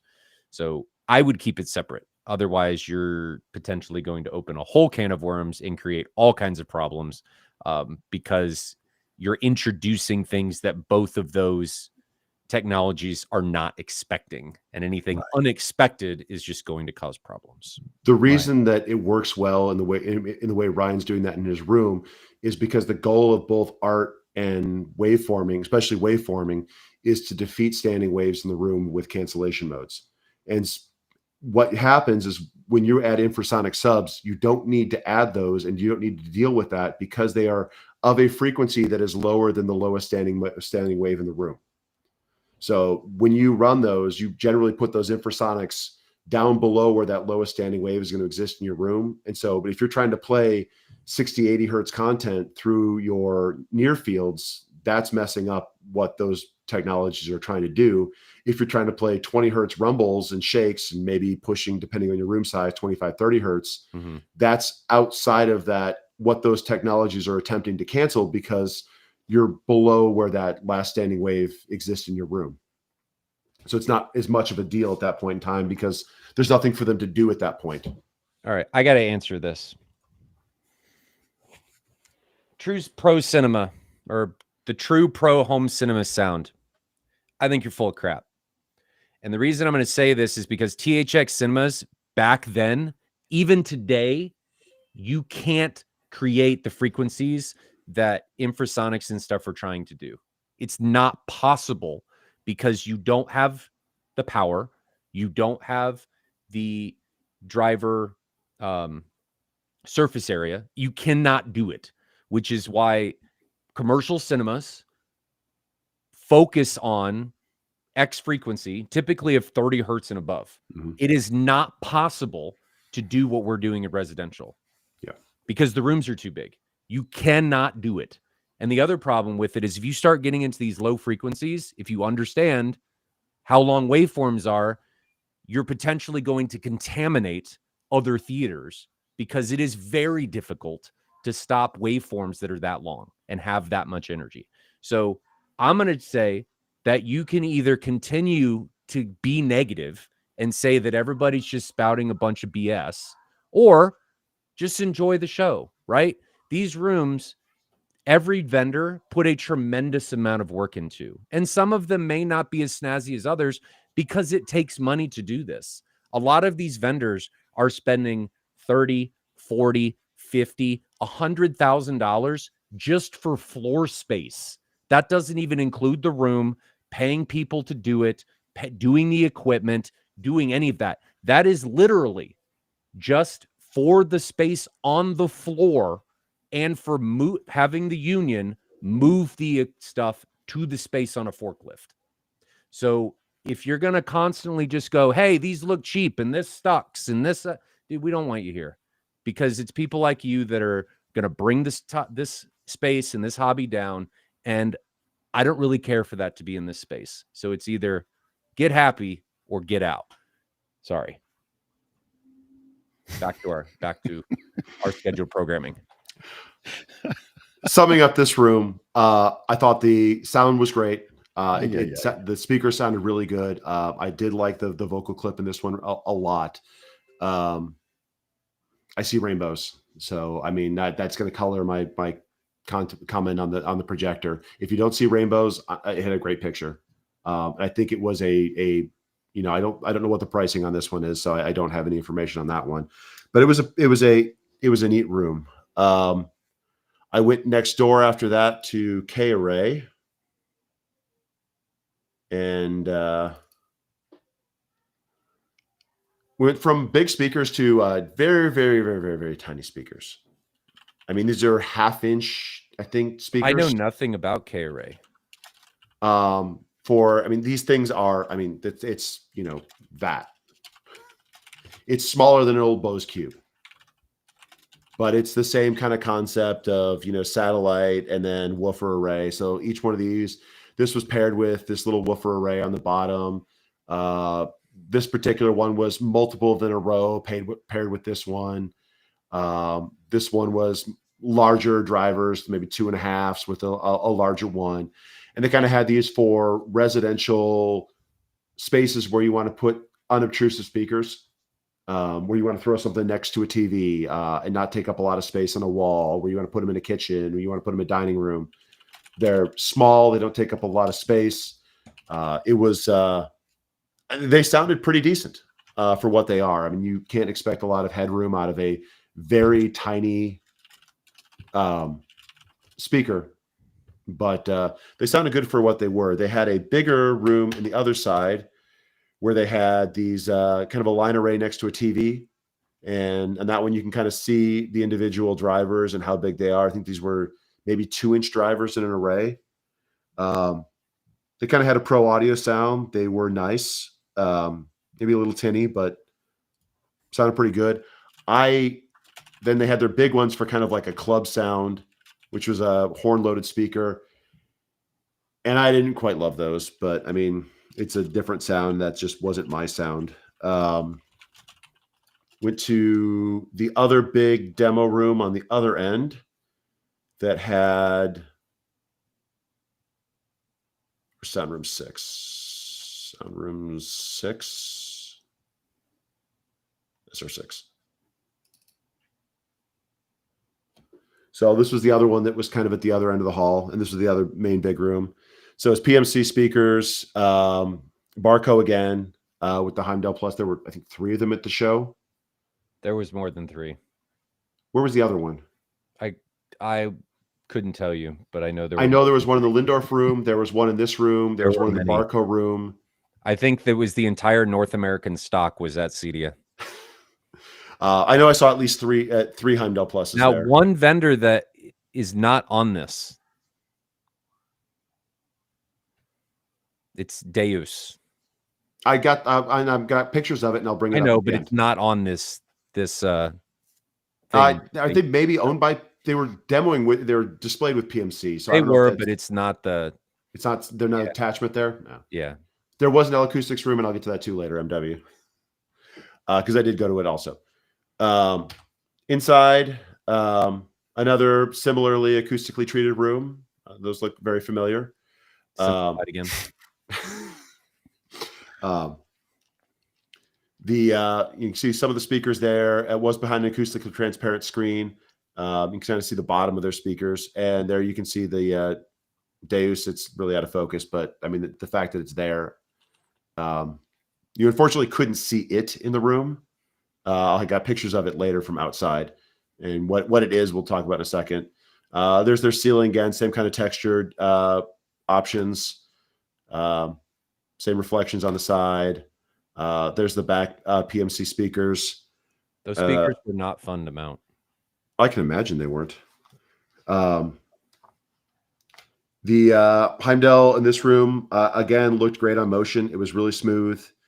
I did like the sound of the PMC speakers. I've heard them before, so it's kind of a familiar sound. I've heard them at Expo a number of years.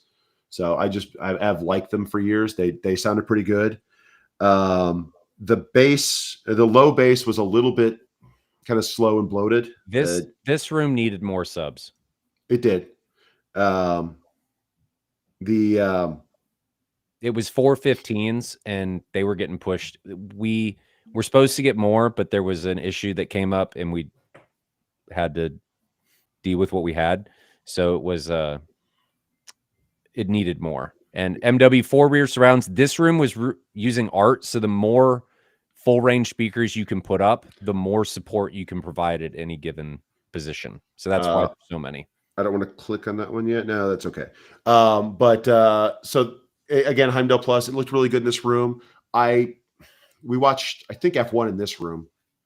And when we were watching the scene where they're outside in the rain, was that in this one? No, that was in a different F1? room.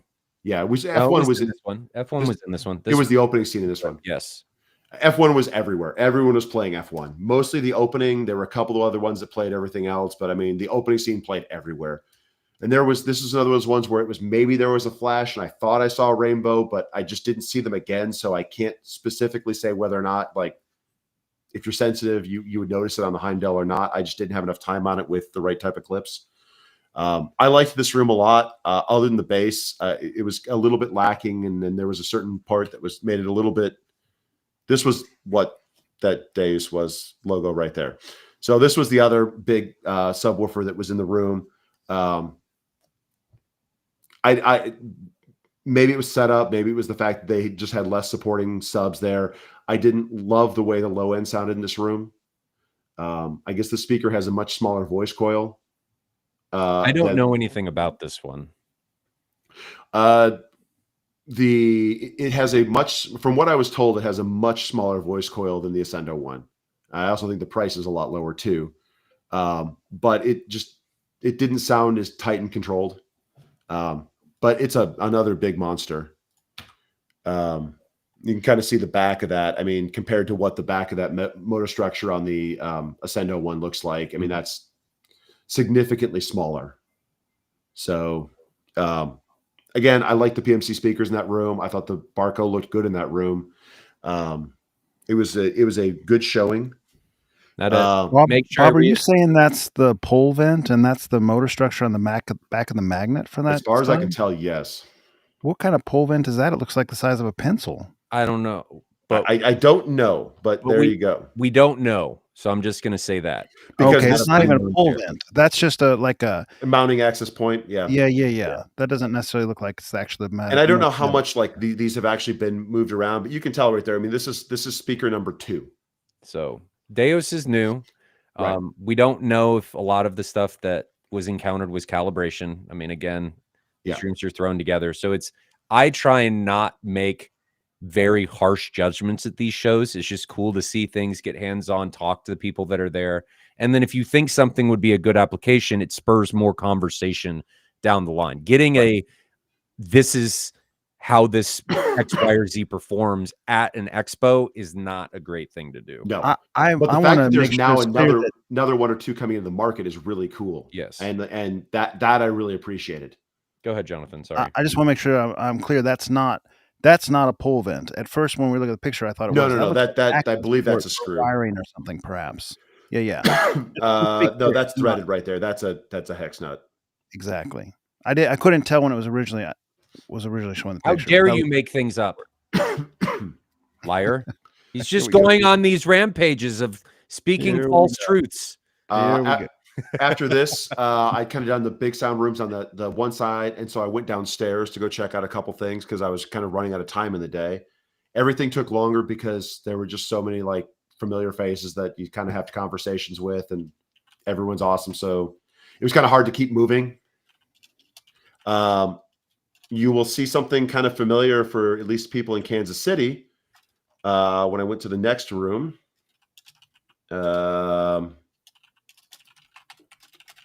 who's seen something like this before?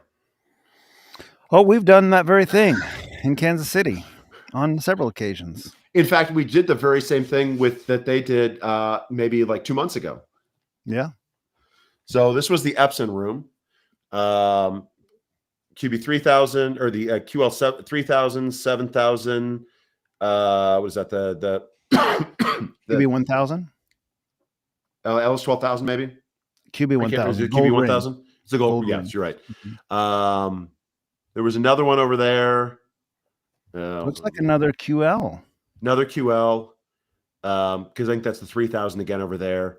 Couple Sonys below. NZ 800, Sony 5100, and Sony 6100. So interestingly, Bob, I happened to watch a video on this today. Someone live stream. I don't know if it's live stream. They captured a video of Rob's comments in here, and it struck me as something that was probably not meant to be broadcast to the public because he was really specifically talking to vendors in that clip. So 2 questions from that. Mm-hmm. A, do they tell you not to film in those rooms? Is it like kind of an etiquette thing that shouldn't have been released, or is that okay? I've never heard anyone say don't film it, or no one mentioned it. But I mean, I wasn't filming, so I just took stills. Yeah. Okay. No one ever said don't take stills or take pictures, and a lot of people were taking videos with their phones. So it was never mentioned that I heard of. And then the second thing I'll ask you at the end, because I don't want to steal your thunder, actually. No, go ahead. If you've got any questions related to this one or a video. So yeah, in that video, it was like 35 minutes long. It's on ABS Forum in the QL thread. It was a long demo, yeah. Yeah, it was interesting to see. They just reset all the color modes and so forth. Was this from day 1 or day 2? I have no idea. It didn't say in the video, but Rob was doing the overview, and it definitely was talking to the integrators or to the installers, even telling them like modeling what to say to their customers to kind of like get a sale and stuff. I mean, it was behind the scenes how the sausage is made type talk. Yeah. Yes. There have been that's a standard Epson talk. And if you look through some of the threads, there are very similar Epson talks with the same verbiage from previous conventions. One of those showed up, I think, when the QLs first came out. I don't remember what show that was at. I remember hearing about that one too. Yeah, and it was very similar in verbiage. Yeah. I don't want to kind of go into that just because that's, that's not really relevant for this. That's their thing. Yeah. And I don't. Well, and that was my question. Like, if that was a breach of etiquette to post that on there or not. I don't particularly know on that one. The only thing I will say about this is that the demo was done in a very specific way that made Epson look very good. The first day, there were some shenanigans going on that I heard about that were not exactly cool. So in the video I watched, he very clearly reset the color mode they were in every time and said like, hey, watch me. Because I've been accused of not doing this right. So it must have been the second day then, if what you're saying. It was the second day then, because he was saying, I'm going to reset each of these color modes and show you their out-of-box recommended thing from each manual, what color mode to use, and we're going to reset it, and we're just going to see how it is. That's how he did the second day. How it was in the video I watched. Okay, all right. Since we have done this before, and we know what we would expect it anyway, and I don't like that this happened the first day, and I happened to see this the first day, and I didn't go back the second day. The NZ 800 was taken out of frame adapt. So tone mapping was turned off. And it wasn't turned off. It was in static, wasn't it? It was set to a different mode where tone mapping was disabled. Oh. And in SDR, the power was at like 50%. Wow, that's terrible. That's terrible. You saw this firsthand, or you heard this? I heard this from someone else, so I don't want to. Well, now wait a second. And I don't know that this was, and I'm not going to say this was the presenter's fault, because he specifically stated when he did it, this is the way they came out of the boxes, and someone else that was not him set that up. So I It's don't know if there also, was having done miscommunication. shows, it's also entirely possible that somebody came up and asked somebody a question and they changed things and didn't reset them. So I don't know. I'm just saying that it was not set up the way it should have been the first day. But given that we have done this test ourselves We know what the prior to this, outcome should be. the outcome would not have been dramatically different. But the JVC was presented, it's significantly worse in light than it should have been. Yeah. I mean, Not that it So, would I have mean, gotten to better, give but them some grace here, to Ryan's point, I know what these shows from being in myself, where someone will come in and be like, "How would my projector XYZ compare to this projector?" He might say, like, "I have an older JVC that doesn't have dynamic tone mapping." The guy might say, "Hey, it's half the lumens, and you don't have tone mapping, so it's turn off." And to Ryan's point, done an illustration and then neglected or forgot to. then you flip get it pulled over, you get somebody else asks you a question, and then it's 30 minutes later and you forget to change it back. So Yeah. I don't want to go into some of the stuff I've heard, whether or not it's true or not. I don't want to try to throw anyone on the bus or There make was comments. But drama. there was drama, and it was not presented. The JVC was not presented correctly the first day, and I'll just leave it at that. Credit, the second day they were doing due diligence and saying, "Hey, this is what we're doing." So And correct, and I did hear that the second day it was corrected. So we'll just leave it at that one. not sure what happened. The result, and they were doing these side by side. We saw the QL3000. They turned all the lights off in the room, so it was darker in the room, and including evidently sometimes when they did this demo, all the lights weren't on, and some of the ones in the back were still on. When I personally saw this, all the lights in the room were turned off, and there was no one on the outside of the room, so it was dark-ish. I mean, there's still exit ambient lights on, but you had the QL3000, and then it was the QL3000 versus the Sony 5100, I think, which are about the same price. Is that right? Or 6100? 6100. 61. They did the 5100. No, 5100s versus the Epson. Probably QB or I think maybe LS. QB 1000. Yeah. But anyway, they had the. It was a very sales focused pitch. But at the end of the day, we saw them side by side, and we saw the Sony, same price Sony versus the same price Epson. So the 6000 lumen Epson. And because they were side by side in a room, which one's your eye draw to? Which one looks better because it's twice as bright? Sure. Right. We know exactly how this works. The screens were 165. He said 160 in the video I watched, but okay, maybe 160. But once it's margin of error, whatever. They were a good size screen. I mean, they were maybe 160 inch screens or something. It was not a small 120. It was a good size screen. It was. It was non-AT. I think it was Stewart, maybe Cinematech 100, 130. It was probably a Stewart Haler. No, it wasn't. It wasn't Haler. Oh, was it? They specifically noted that they did Haler another year. They were white screens. Oh, so it was either Studio Tech 100 or 130, and I don't remember which one. I suspect 100 based on the statistics in that video, because he said they were getting 350 nits on it with a QL3000, if I remember right from the video I watched. And so you can throw that in Projector Central and figure out what the gain was. But I mean, 10. But it was either 100 or 130. Either way, it was a big screen, and it was enough light that you could light those okay with the JVC, and that's kind of stretching their limits to try to hit high brightness. But when you put them next to each other, there is a dramatic difference on how they look, especially with the lights on. I think they turned the lights off maybe a little ways into it. Then they did the JVC, or the Epson versus the Sony, the Epson versus the JVC, which had a really weird green push to it that I'd never seen on a JVC either the first time. And then they did the Epson versus the other Epson versus the 7000, and you could just see how much that amount of light makes a change on it. And that it is a very stunning difference to see the amount of. It looks like Chad said 130, but okay, possibly, but it was at least a neutral or positive gain, solid non-AT screen, and they looked good. But that bright image is just a bright image, and you can't get past that. I mean, we know what the outcome is going to be in this, right? And it's just seeing it for someone else, and it's when you see them side by side, you can't really compare that. But when we did that, and I, kind of hung out with the JVCs quite a bit, and they, got a little bit of talk on their sim stuff.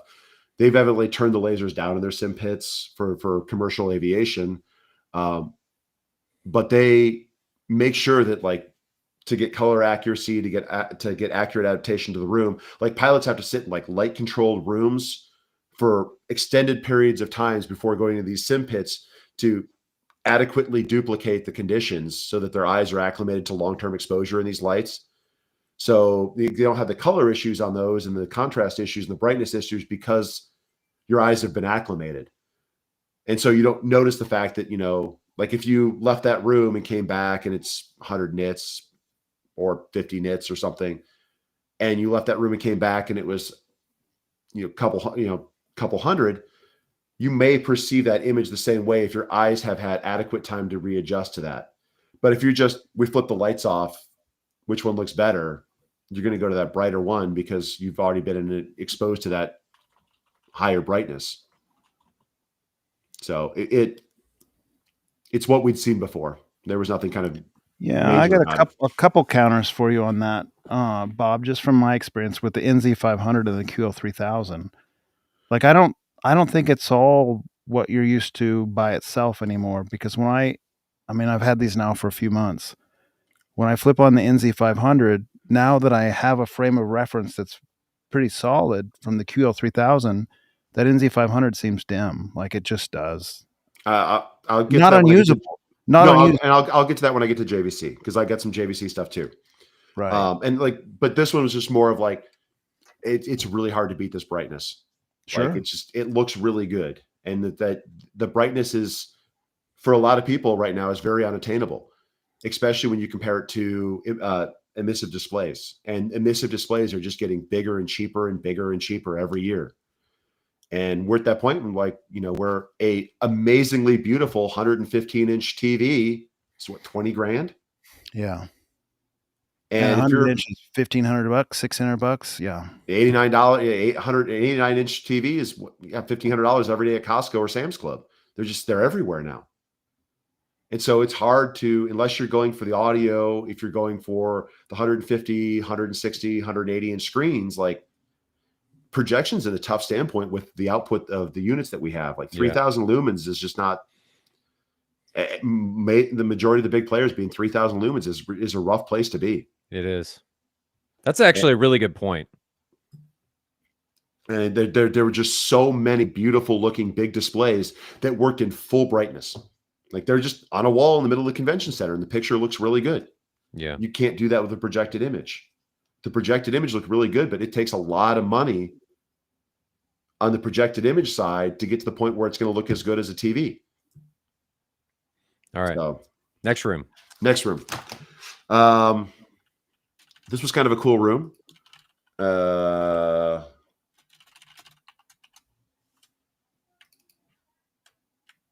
So this is just their outdoor display. So, because it has kind of a picture of the speakers, but I went to Theory. They had so that's their in walls and ceilings. These basically are just pro audio speakers. And my wife has something similar to this that she uses for Jonathan. live music. I don't think you're thinking of the same projector, are you? The Christie M4K15? No, no, that was the You're 860. thinking of the 860. Oh, okay. Sorry. Yeah. No, you're good. It's in chat. It's not even on screen. But The thanks. M4K15 is a 3-chip E-shifter. Okay. So the M4K15, Jonathan, is the one that was displayed in the Ascendo room and the Grimani room at M-Wave. Yeah, I like that's those. A beautiful projector. Yeah. Anyway, I was getting that with the one the comparison. Sorry, Bob. Yeah, that's the 860 or something. They had these subs, which are not small, and there's a person standing next to that. Those are cool. Yeah, and they sounded really good. Downstairs in their sound room. They're not out yet. They're super cool. Yeah, so here's their sound room.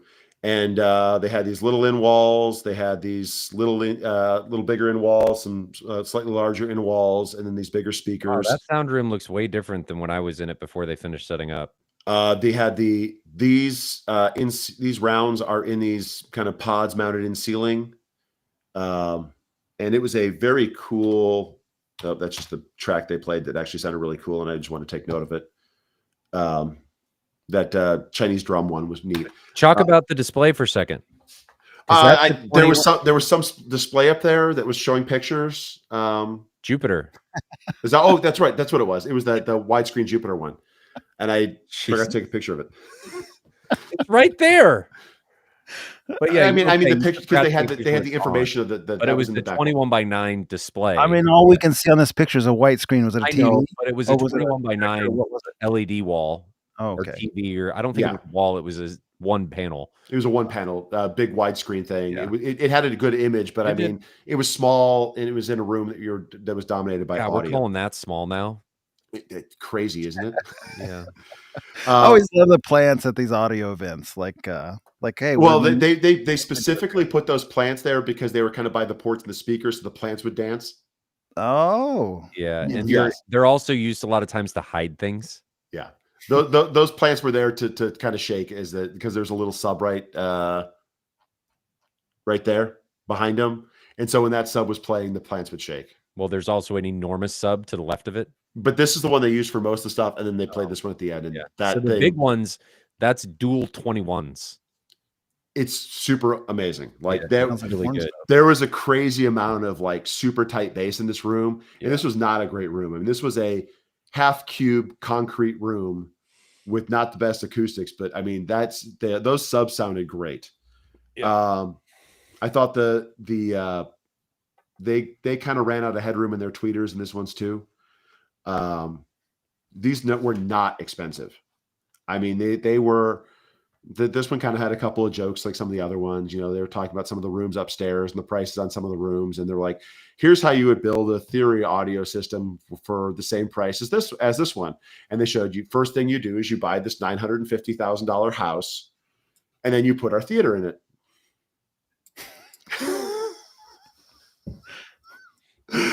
So, I mean, it was a much more budget-friendly speaker system. It sounded pretty good. It did run at a headroom at the high end, but I mean, it was another one of those really good low-cost systems.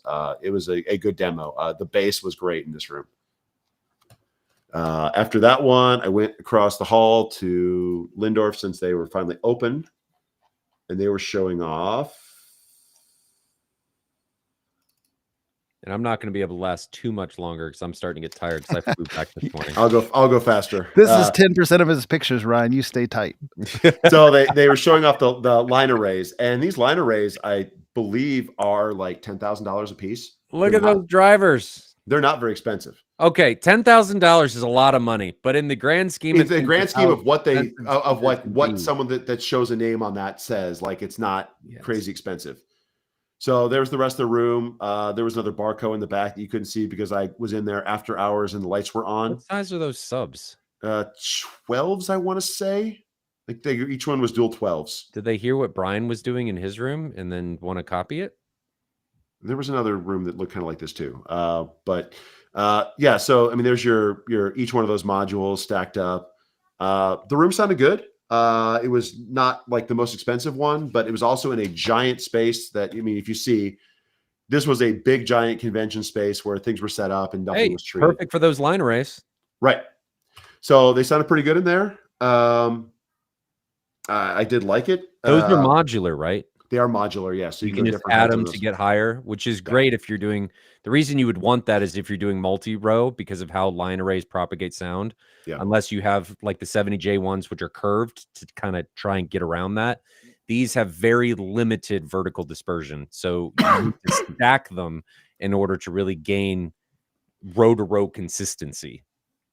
So this was an 11.6, excuse me, 11.6.4 system. So the sides were duplicated because they don't have that many channels of decode. That they were running an MP60 processor, so they can do 16 channels of decode, 16 channels out. So all the subs, or the left subs and the right subs, were batched together. Not the left subs were all batched together. The right subs were all batched together, and the left and rights, or the two rows of side surrounds, were tied together. Top speaker? Is what? A top speaker that's hanging on that? It is on like a mic stand. That's their tops. Oh. So, I mean, it sounded good. It was not the best layout for the space. You do what you can. I mean, right. You did what you can, and it sounded good. They had the Steinway soundbar out there, which did sound really, it's big and it's expensive, and it sounded good. A couple pairs of speakers that I didn't get to hear. Trinov, I went across to see the new Trinov. That's the Altitude CI. So it's a mostly all digital unit. It's not entirely all digital. And if you look on the back, there is 8 channels of analog out that they had built for, particularly for subwoofers. 32 channels of AES out. Now, to be clear, you can buy it at different levels like you can with the Altitude 32, 16, 24, and 32. They aren't all 32. It's going to be license-based. So this one, since they released the pricing, was the MSRP is going to be $11,500 for 8 channels on this unit, which does come with full waveforming and I guess all the features. Yeah. But additional channels are it's $1,250 for 2 channels. So you have to buy them in increments of 2, but it's $1,250 per additional channels. So like the full system then becomes something like 26 or something for 32 channels. Yeah. Somewhere around there. So you can go Dante for audio over IP. And if you have their Altitude ones, their particular ones, you can daisy chain these so you don't even need to go through an actual switch. So you go one Ethernet cable out into your first set. And then if you have a second one of these amplifiers, you can go just right out and right into the next one. Doesn't even have to be on a main network. So you have to deal with those issues.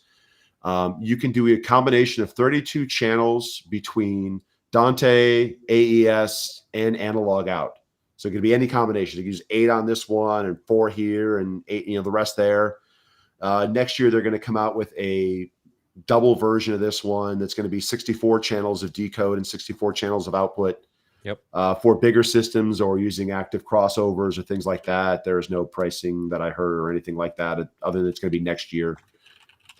They completely redid their interface. It looks much slicker, much more intuitive. I get to poke around with it a little bit. It's definitely easier to find things than on their old one, which was a little bit clunky. Yay.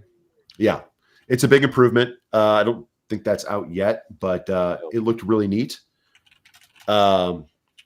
But that was kind of all that was in that room. They weren't really showing it. JVC. Did JVC talk about the firmware update? JVC did not talk about the firmware update, but I asked them questions about the firmware update. Good man. That's JBL. JBL. Sorry. JVC. I didn't take too many pictures of this because they had 2 booths. They had one with the NZ900 doing the 8K demos, and they had a NZ700 on the other side in a little room, but I didn't have time to go into it. These were the only Martin Logans I saw. They were in there. They did a decent job, but it was a big space, and there was not a lot of bass because I think that was the only subs in there. Watching the NZ900, it's sharp. The motion did look better. It had the new firmware on. They were using CMD on it. So there were some improvements there. Tone mapping looked pretty good. It was tough just to see unfamiliar content to compare it to like my NZ8. But I will say, because they started with lights on and then went to lights off, this is where I was going to make that comment about brightness and how you perceive it. Outdoor scenes still don't feel like outdoors. And I know, John, you've kind of seen that in person too. Like, I get the same thing when I run my projector at low brightness. If I'm at a lower overall output, a outdoor daylight scene just doesn't feel like daylight. How big was this screen? 165, I believe. Did they say what it was? It's a Studio Tech 130, 165, I believe. That sounds about right. It had it had the 4-way masking on it, which was cool, and they were using it. Did some 8K content that looked really detailed. I was sitting in the front row on this one because I just wanted to see how it looked.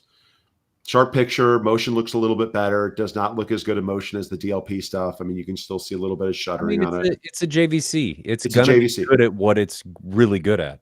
And so this is kind of that thing I've been noticing on my JVC is like when you see an outdoor scene, it just, unless you're on a smaller screen with a very high brightness setting, outdoors just doesn't look like outdoors. It looks like dusk. It never looks like bright sunlight in a desert or bright sunlight outdoors. But once you get away from that and you get to a dusk scene, you get to a sunset, you get to indoors, it looks great. Now, some people will say you don't want to feel like you're outdoors when you're watching a movie. Possibly, but I mean, it's just like the colors just don't. It doesn't feel outdoors. Like when you see something in the sun, you see something in a desert. It just doesn't look like it should feel. I guess is the way to see that. Is the better way maybe to say that you feel like it doesn't have the luminance to achieve what HDR is trying to achieve? That could very well be true because we didn't watch any SDR content on it. I mean, I don't know if this was already in their comment or because I was hanging out with the JVC guys the night before, but Godzilla versus Kong was playing in there. And I mentioned that I really liked that clip. And then I came in there and I saw it the next morning. It's a great clip. It's a great demo clip. And again, it's that same one. It's like you watch that Godzilla versus Kong fight, and it looks really good on this. The blacks are there. The detail in the blacks are right there. But when you watch that breath weapon pan across the screen gets kind of white. Now, just to clarify for people, because I don't want people to think that we're saying that JVC is bad. There's always a give and take. We talk about this all the time.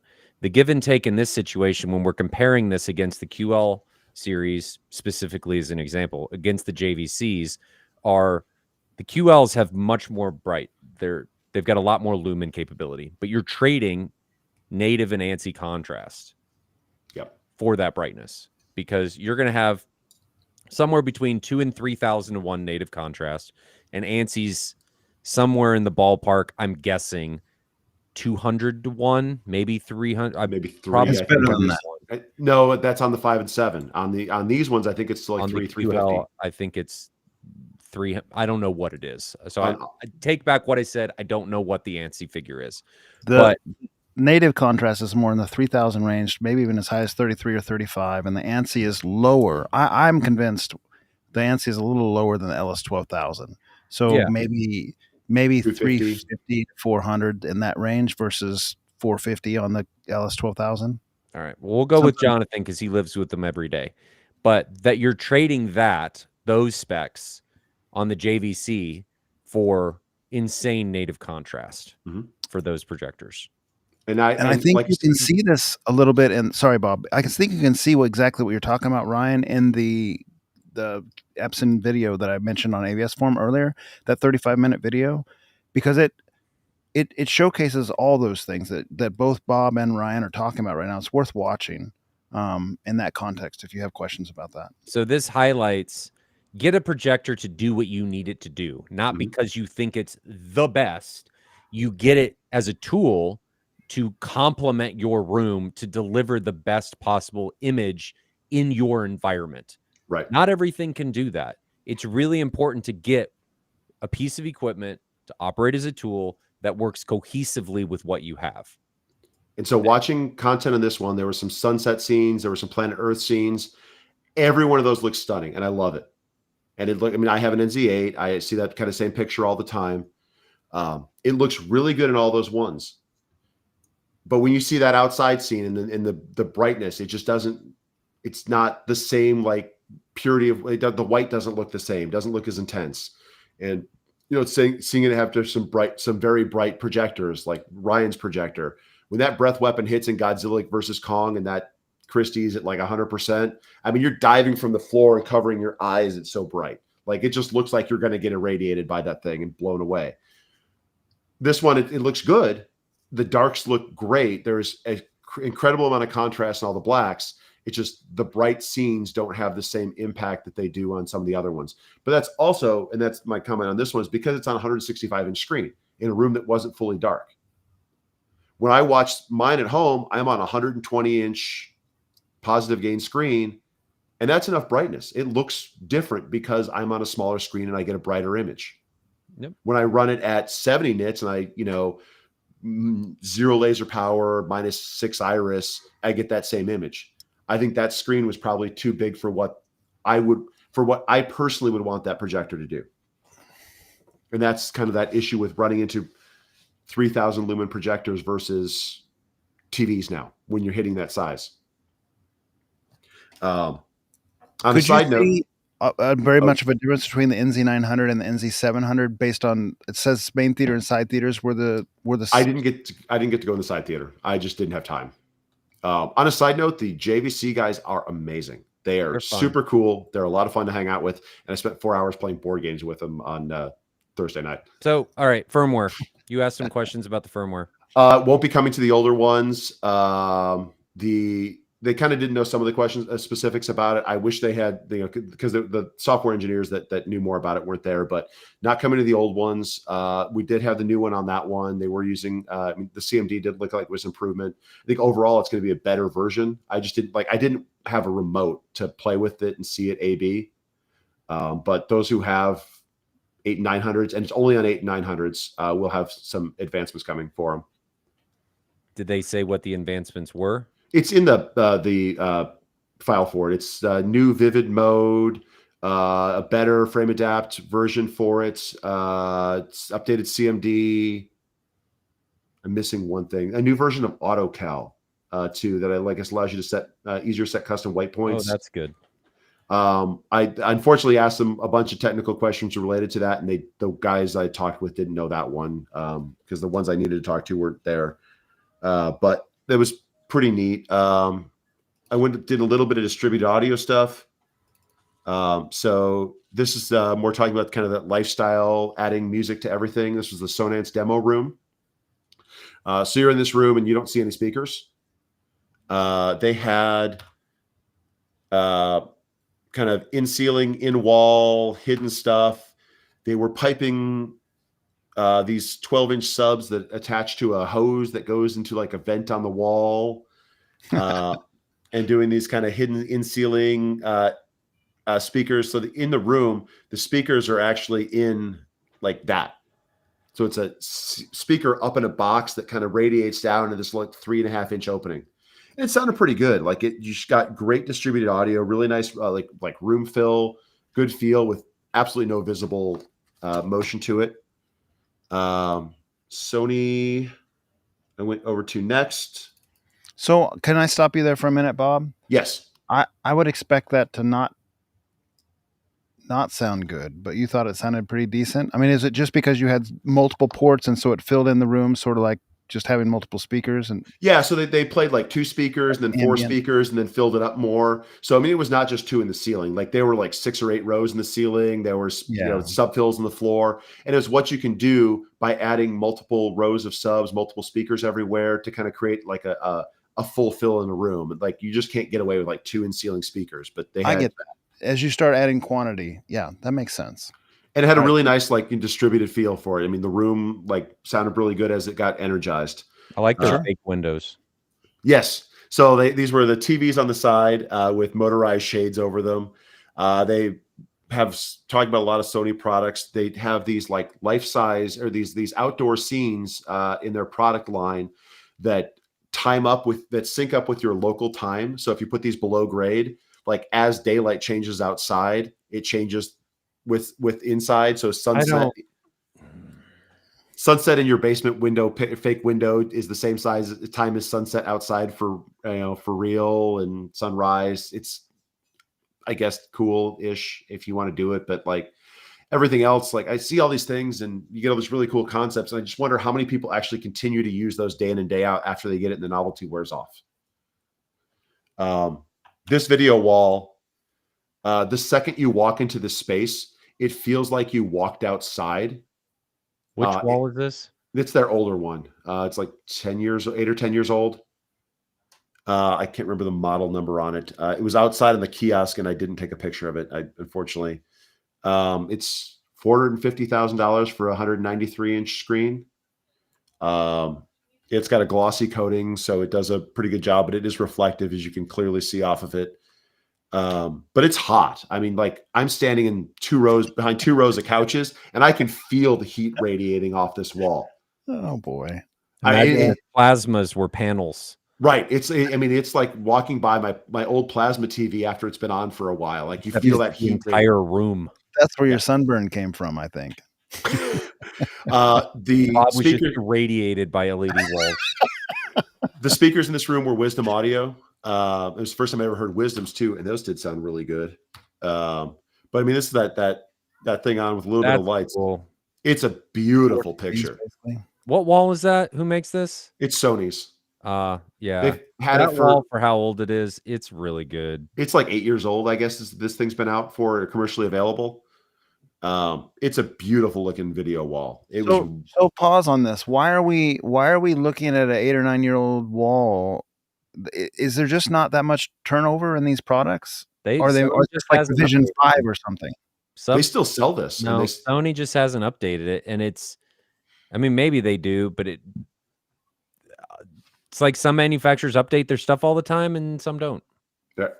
it's a good looking product. It's beautiful. It's got a really nice image. One difference with this one is it's gloss. It is gloss, and yes, and it does throw a really nice picture, but it's very reflective. So that's why it was only open in the back, and I mean, it's like watching a reflective TV in your living room. If you have the side lights on, you'll see the reflections off the screen. And you can see on this one, I don't know if that's detailed enough. MW says it's not the same screen from 8 years ago. It's been upgraded. Okay. Fair enough. Okay. And I would hope so. But it was a very good looking picture. I really like that. Was the best looking video wall that I saw, but that was also because it was an enclosed space. It was very bright, but it was also probably the least efficient video wall I saw as far as heat output. Well, don't have to heat your basement. No, it's just, you just feel the heat on this wall. That was, well, I guess that's why they can keep it 8 years old if there's not anything better at this point. No, MW says they've upgraded it. The guy there said that, or I guess maybe it's been upgraded, but that's the same wall they've had available, maybe same model or pricing or whatnot. But he said it's been available for like 8 or 10 years. I went to, I think as MW asked earlier, I went to Acoustics. And this is the Acoustics room. So you got the front of the room with a projector that was not really a focus. So I don't know which projector it was. I didn't even ask. Heimdall. Was it a Heimdall in there? Mm-hmm. They never turned the lights off, so I don't really want to comment about the projected It's image. not the focus. It's not the focus. So this is the side wall. Basically, every wall looked like this. There were 3 of these line arrays with a kind of a subunit below them. They all played for anybody together. that doesn't know, Acoustics is primarily a commercial company. Yeah, they're not residential, but they're moving more and more and more into residential. It's kind of, they tout this system as like a lifestyle system, and they talk about it for like, you know, your recording space. The number 2 use they said for this was in for your yacht. But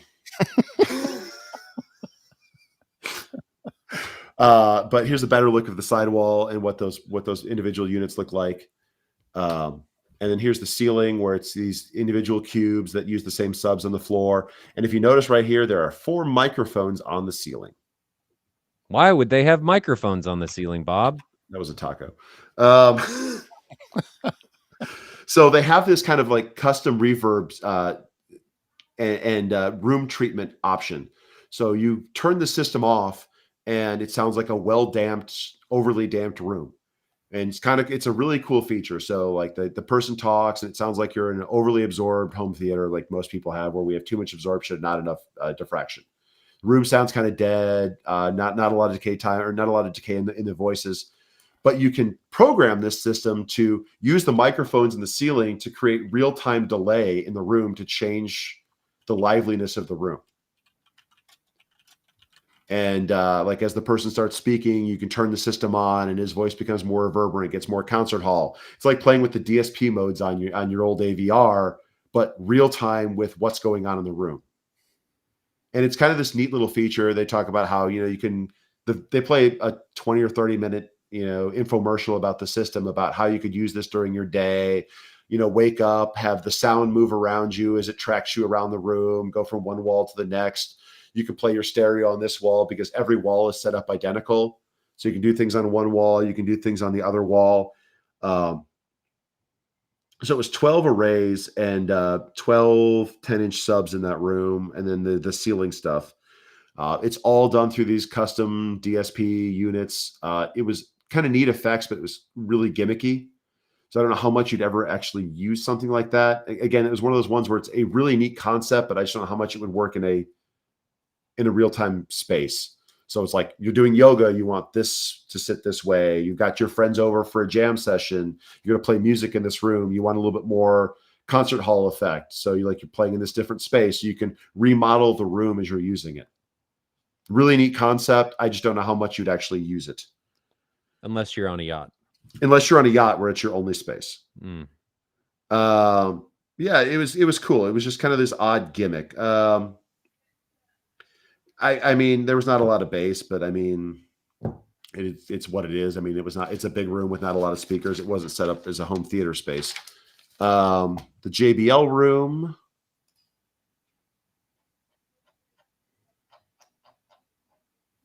Were the Everest speakers in the JBL room, or were they using M2s?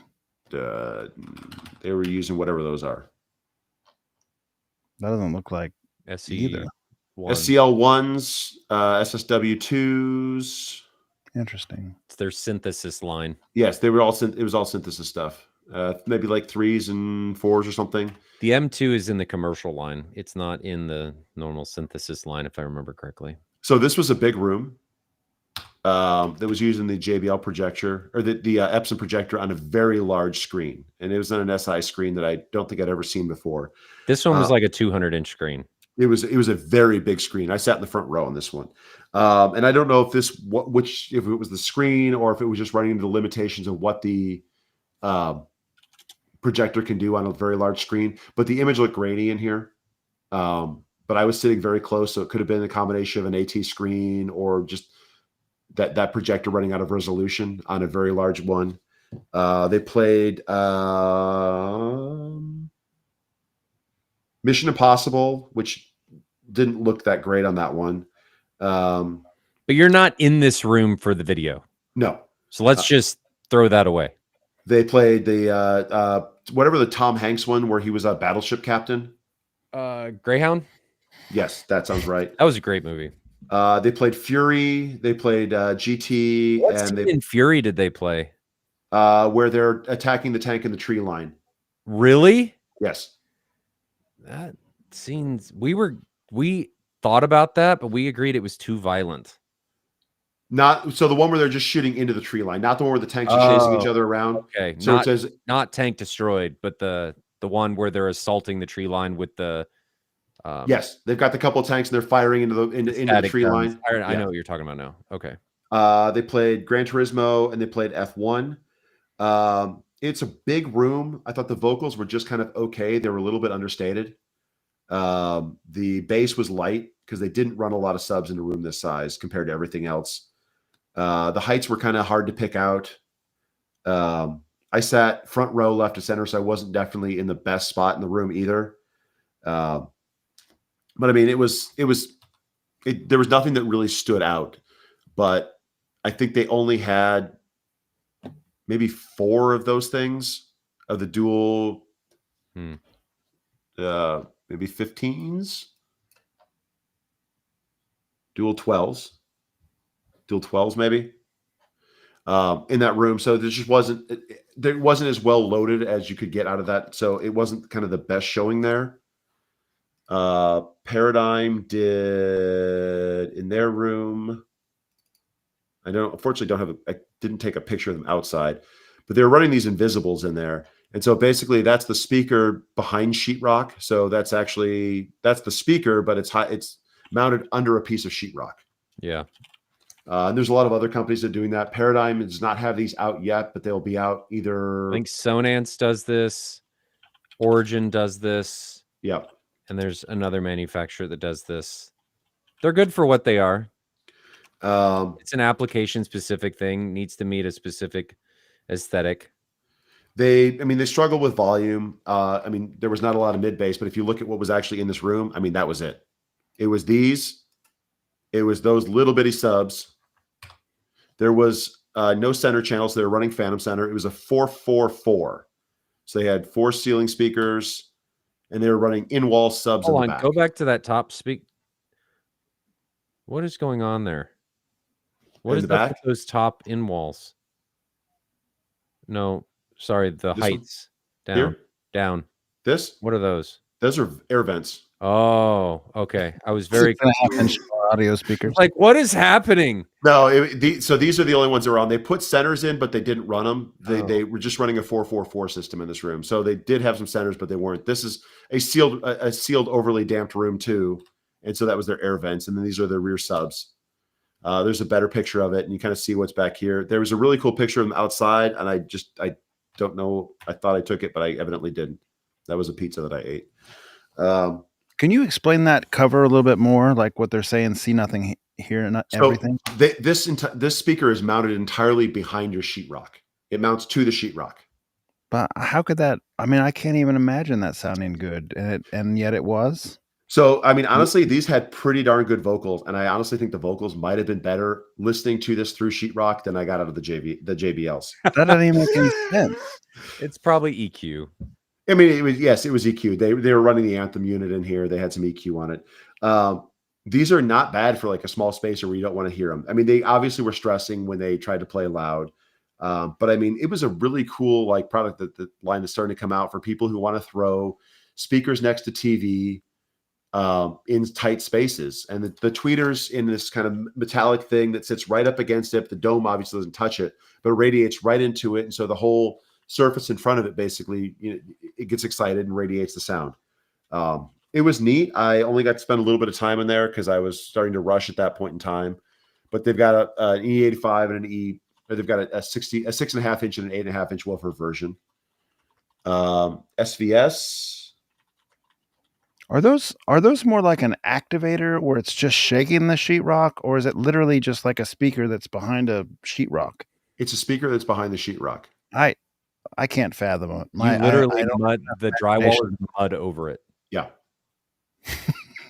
No joke. See if you can find Ryan. See if you can find a picture of the Paradigm Invisible that is an actual picture of the speaker itself. I don't know if they're out in press releases yet. This is the SVS 17. They had it on display. I thought the cutout version was really cool.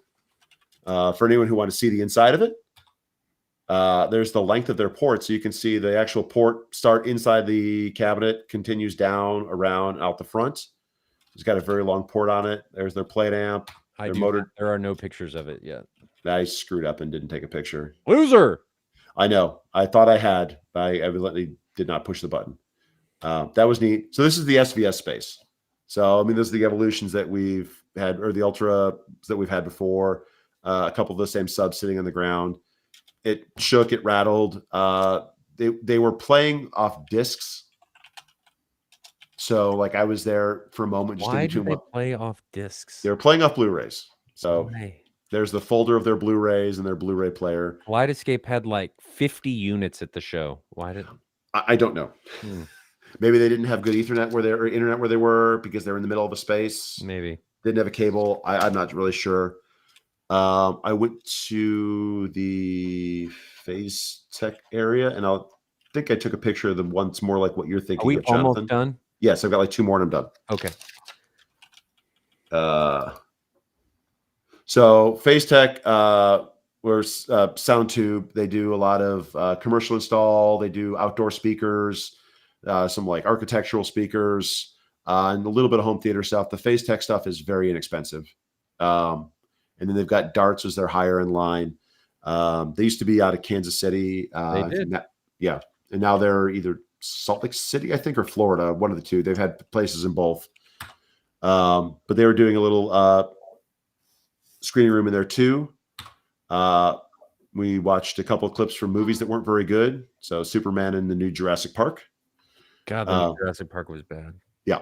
They had public service announcement. So bad. So, I mean, here's kind of what they were running in the front. It was one of those movies that I looked at my wife and go, do I feel dumber for having watched that? We watched the scene with the children trying to escape the T-Rex when the lady was inflating the boat. Oh. It was terrible. What about Superman? We watched the super whistle. The T-Rex's Houdini act where you're looking at it, you look away, and then it's gone. Yes, I saw that. I was like, what animal that just disappears. I have never seen that movie before, and that was the first time seeing either of these scenes. I'm like, this is just stupid.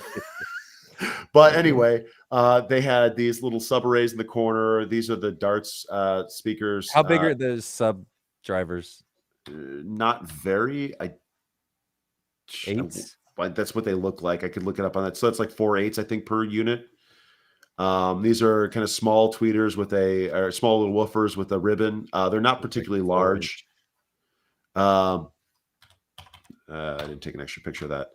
I do have some big, but those the Phase Tech system that they were displaying in there.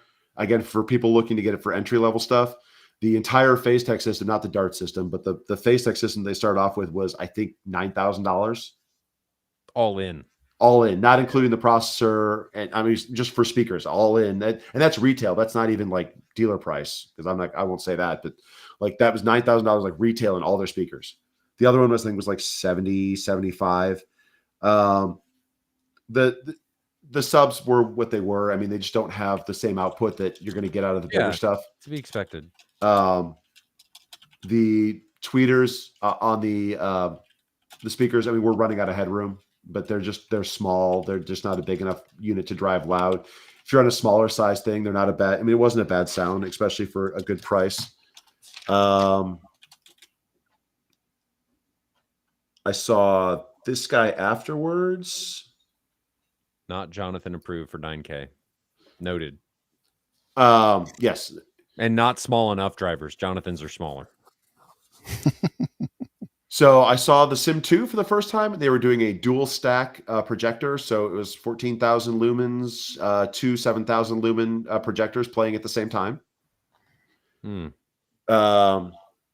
They were doing some spiel about how one does like the highlights and the other one does the okay, that's the darks, cool. Yeah, to try to preserve detail. However, they covered the bottom one and the image looked the same, so I don't really know how exactly that was working. But that was what the technology that they were trying to display was, where like one was displaying different parts of the image, and the high one was displaying the high intensity stuff, and the low one was doing more detail. The lights stayed on in the room most of the time, so it was kind of hard to see a lot of things in this. I saw a lot of rainbows here too, because it's single chip DLP, and I learned that those just don't work with my eyes. They don't like to give you a lot of information about the projector. Other than, I mean, it had good motion. The color looked nice. It was pretty sharp. Two projector system. These were stupidly quiet. I mean, like quieter than the Epson quiet. I was sitting, I mean, this is my seat right here. I was sitting in this seat right next to those projectors. I couldn't hear them. And I'm 2 foot away from them. Interesting. They had the Paradigm Founder series in the room that sounded pretty good for what they were in that size room. They don't specify content because they don't believe in content, or they don't specify contrast because they don't believe in contrast measurements. Okay. So I don't know what the contrast of the system is. I don't know what the contrast of their multi-system is supposed to be because they don't give that information. Somebody who says, and this might be snide, but somebody who says they don't believe in contrast probably doesn't have great contrast numbers. Like I mean, it's a single chip DLP, so I mean, you know what it's going to be. Yeah, there's just no really getting away from that. I thought the image looked pretty good, but I saw rainbows, so I mean, it is what it is. There. I went to one other room, but I don't know if I have pictures of it. But other stuff that I didn't do, some video walls. This is if you're talking about how you try to get one of these video walls put together. I mean, there's a whole array of movable magnets that you stick these tiles to. Movable magnets. I would think they would be very much not movable magnets. So I said the tiles are movable on the magnets. So you have this fixed grid, and you try to put them magnetically attach them to it, so you can like wiggle them around a little bit. So I mean, it looks like just basically a grid of magnets that you stick that tile onto. This is the A-wall mounting system. And you can kind of see over here. There's your individual tiles pieced together. So Bob, you've talked about video walls on several occasions, and that your favorite was the Sony. The Sony looked the best as far as distance? But the Sony looked the best because I was in a dedicated room that was blocked off from the exterior light. There were other ones that looked good, but I mean, the contrast is not the best on them. Some of the other ones had much better contrast, but they're displayed in big, bright, well-lit areas. You showed a picture of the Quantum. How is it? I'll get there in a second. So specifically, my question though is how close are you before you start seeing some of those artifacts you showed in your pictures and that we know exist with the lines, the grids, the pixel alignment, all that kind of stuff? It's one of those ones. So it's one of those ones where you don't really notice it until you see it. So if you walk by one of Can these you video see it walls, at 6 foot away or 3 foot away or 10 foot away, or what distance for these things? so like that like the misalignment stuff. When you walk by a video wall, you look at it like that's a great picture. And then you start to walk a little closer, it still looks pretty good. And then once you get up and you see where the seams are, even as you back up, you can kind of still see where that seam was now that you know where to look for it. Even when they're pretty well laid out. A lot of the time you just don't notice it though. If you're more than 6 feet away, you're not going to see them for most of these unless something's just not set up right. Okay.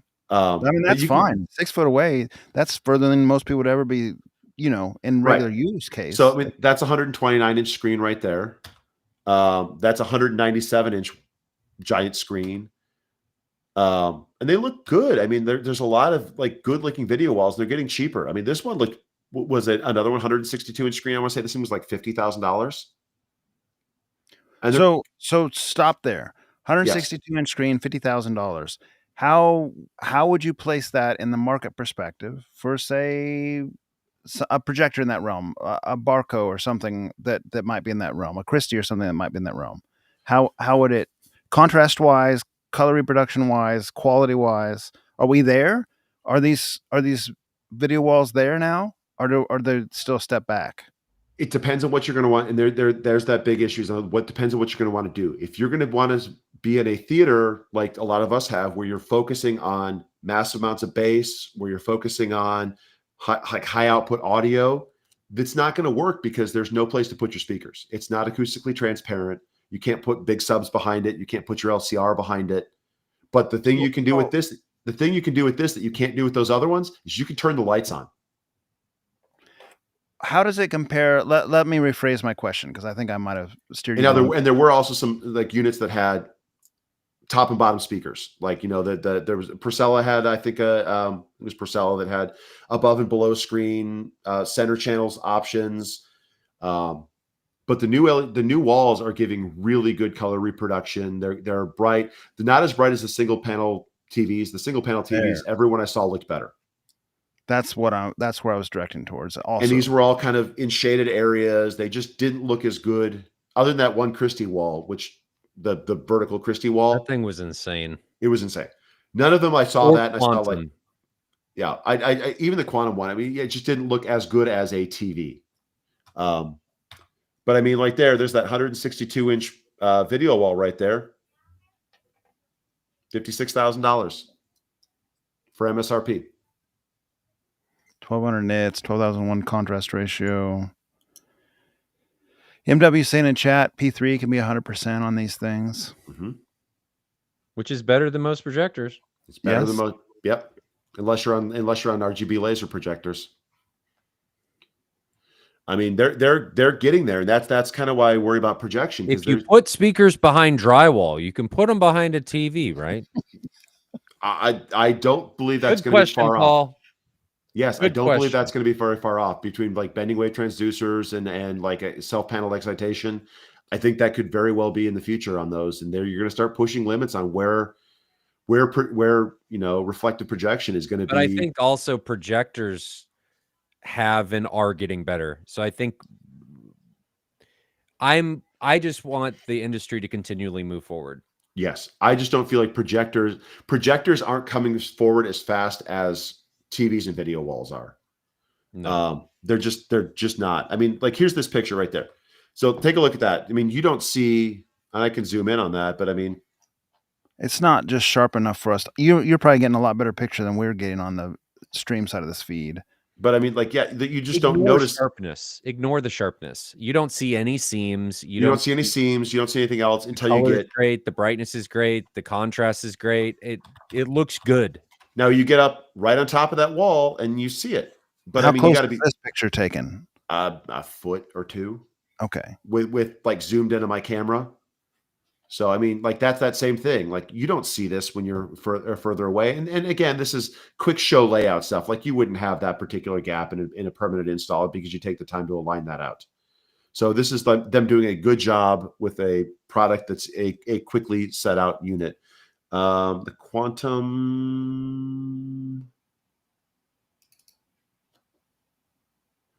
I mean, looked good, but it had a little bit of covering on it. This one was not aligned quite the best on some of those ones. You could see that noticing because it was off by a pixel on kind of one of those lines, which unfortunately lets you see the gap where things were just slightly off. But I mean, it's a good picture right there for the size that is. It's not inexpensive. No. But it's a really good picture. I had one other video wall one. It was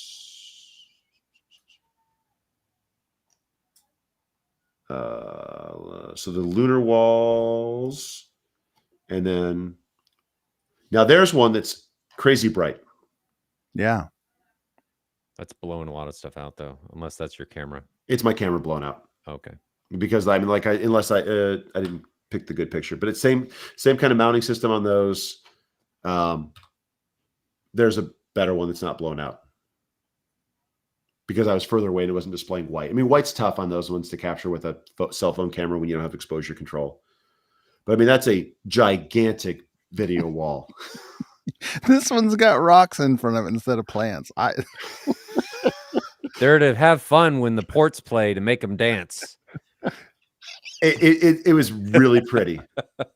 And they're not hot like some of those other ones are. It was a good looking product. What was in the sign? I lost track of it. Did it say lunar landing thing? What was on the lunar walls? And that's lunar walls expand. Like lunar rock. Okay. And then it was something just video walls. Just video walls. Let's do our ABCs. Up. Oh my God. Yes, thank you. So that's the same one. This is an outdoor rated one. There are the plants again. Yep. I mean, you can tell that's a good image there. Outdoor, I can fully get behind. Right. So I mean, yeah, look at that. That I got a better. Great. I got a much better picture on that one. But there's plants again. They didn't do the rocks. Darn it. There's the plants down there. Man. But take a look at that number right there. 4,000 nits, 3,000 watts. Yeah. 3,300 watts for that 130-inch diagonal video wall. That's a lot of heat. That's a lot of heat. And that's why they get so bright. I mean, that's a lot of brightness over a very large area. But look at what those big projectors are taking for that amount of brightness on that kind of, and not even close to that amount of brightness. Yeah, but I mean, with a projector, that much wattage, you usually put in a different room. It's got air handling. This is a TV going in your sitting area, and that's this is going on your outdoor like patio wall. A 3,000 watts. Well, okay, that one's outdoor, but 3,000 watt space heater, man. That's nothing. And that's why I said, like, I walked into that Sony room and I could just feel the heat coming from the front of the room. Yeah. I mean, it was noticeable, and I was probably 20 feet away from that. Some of them that are TV. really hot. But you have to get that much heat out of it, that's much space out of it. This one looked great. In the enclosed space that it was in. I mean, great blacks, really fast motion. They were playing video games on it. It looked really cool. And like, these are they're getting, I mean, the good ones were, I mean, you were hearing $650,000, $700,000, just ready to ship tomorrow. But I mean, they're beautiful, but they're still very, very expensive. And then you go on the opposite side and you go to something like this. So Derek comments this on this video wall topic. See, Bob, if you agree with this or if you notice the similar effect. He says there's a strange effect on the walls when he moves his eyes across the image, almost like a pixel grid, or like the refresh rate was kind of slow. You had mentioned the refresh rate seemed not synced. You think that's the same artifact? There are certain times when you look at these things and the pixels and the panels will be slightly out of sync. And I don't know if that's just a setup issue, if that's a long-term issue. And depending upon the way you sit at a light viewing angle, and then a lot of that's just because there's a lot of reflective light in these spaces where you can kind of get flashes of how you see a grid, like the panel grid structure. On a lot of those ones, you don't notice it, but if you look in certain ones, you can see where the panel doesn't necessarily sync across. And when you take pictures of them, you can see certain panels being out of sync with other ones by just a refresh rate, tick away. You go here to the TCL booth, and man, you look at these pictures, these TVs, They're beautiful. And they're not, the prices are coming way down. That 115-inch TV was gorgeous out there in full bright light. Great blacks, great picture. And the prices just keep coming down more and more on these things. So it's hard to say, like, you know, go out and buy this big projector for your space when you can get this for, you know, the same price before long, is the same price as a good projector and screen. And you can't beat, like, the projector is just not going to do this. And you can turn the lights on. The Samsung, I kept units. hearing that this Samsung was insane. This was the smaller one, but I mean, that's a 100-inch TV. The 115 was supposedly just ridiculous. You mean that one? Yes. Unbelievably beautiful TV. It looked incredible. It's 30 grand. So these different TVs like this, I am skeptical to a degree that they're approaching OLED tech, and it's going to be impossible to judge that in a brightly lit convention center. They're brighter than OLED. That's fair. I'll give you that. But that infinite contrast on OLED is its own little trick. Well, but the micro LEDs, the micro RGB LEDs are the same thing. Each one of them is an individual each pixel is an RGB LED, and they can turn all of them off. Okay. So it's not separate backlighting. All the terminology, I'm not a big TV fanatic. I'm a little behind the times. Like, I have a mini QLED TV upstairs, and I've said it before. No, this is not the same thing as this. This is the next stuff coming out. These are next year, I want to say. I don't think these are available yet this year. Okay, I'm all in if it's that infinite contrast. But you got the OLEDs there. I mean, just look at that OLED sitting on the wall, like the picture of that OLED sitting on the wall. Like, you can't beat these pictures. And as they get bigger and the prices get lower, they just look unbelievably good. Yeah. And that's going to be the tough thing for the projection side. Other than the fact that, like, if you're dedicated on audio, you're stuck with acoustically transparent screens. But until we can start getting more brightness out of projectors, it's going to be tough. Like, it's just trying to stay in that market. There's so much brightness on these TVs, and they get so dark. Integrated, small stuff. That's Priscilla subs. Anything big things I missed? Cricks. I think we're good. Here's a good one. Or not. I'm just saying, like, that's what, like, this space looks like. Huge, enormous. It's big. Right. So that's me standing in the middle, or one end of the middle. So it goes that far the other way, all the way down. And there's multiple rooms as well. Question mark? Not big rooms. There's a whole other floor down below this of big sound rooms. Yeah. So there's more than this. But it's mostly this big convention floor. But it's the Colorado Convention Center is a very big space. All right. It really isn't like back to back or shoulder to shoulder in any of these pictures. Was there ever any rush, or was this? Depends on the rooms. Over by the sound rooms where we were, it absolutely was. I took this picture. So everything that was popular or incredibly expensive was on the right side of the convention center as you went in. The middle was all the big name convention side. This was the small, like, touch panel side. I was on the other side when I took this picture. So, like, this is maybe the middle right there. And that's kind of what it looked like all throughout the middle space, where they're the big group of people. I just happened to have been, when I took this, all the way on the far side where it was like app stuff, touch panels, lighting switches, the relays that Ryan, who makes those relays that you put in? Shelly. The Shelly relays were, like, behind that one. So this was all small companies, and I just happened to, like, take a shot back down the other way. So any of the big booths, they were pretty full. It was a really neat kind of experience in there. All right. Bob, really appreciate you going through all of that. You were my eyes and ears during all of this, so that was awesome. Because Jonathan just said, no, I don't want to go. Here we go. Yeah. I don't want to go. I'm not into AV. I don't even know why he's here. He doesn't like this stuff. No interest. I mean, Oh, this was neat from an AV standpoint of like what's available and what's out there that's not just home theater.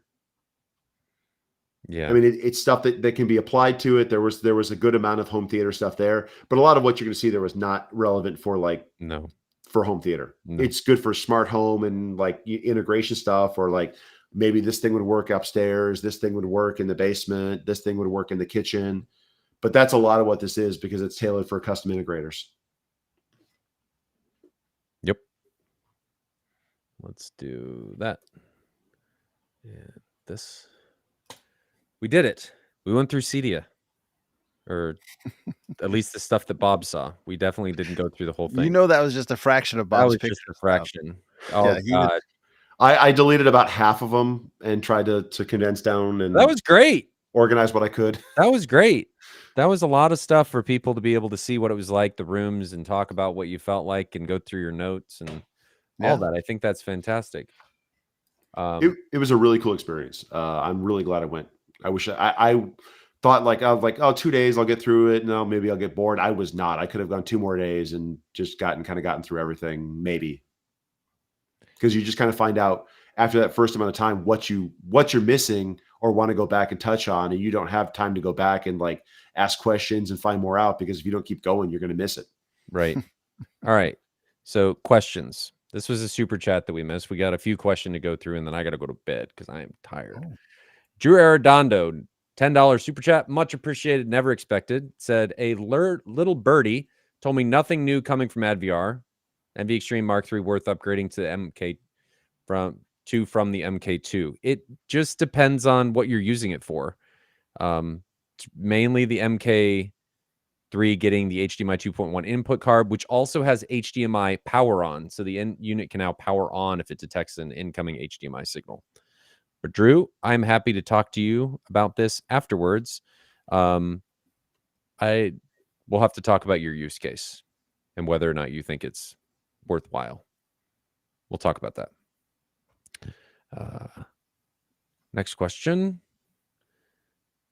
Margaret Wood, builder recommended left corner or right corner of the back wall. Personally prefer middle of the back wall. Will that pose any problems? So the other chat with this, Right yes. Hey guys, still mid-build of my house in Zimbabwe, roof level. So in the theater, 21 by 14, the door is in the middle of the back wall. I've been told this isn't ideal. Wanted to confirm with y'all. As much as I hate to say it, I'm going to wind up having to put the door in the middle of my back wall also. I think ideal place is between one of your side channels.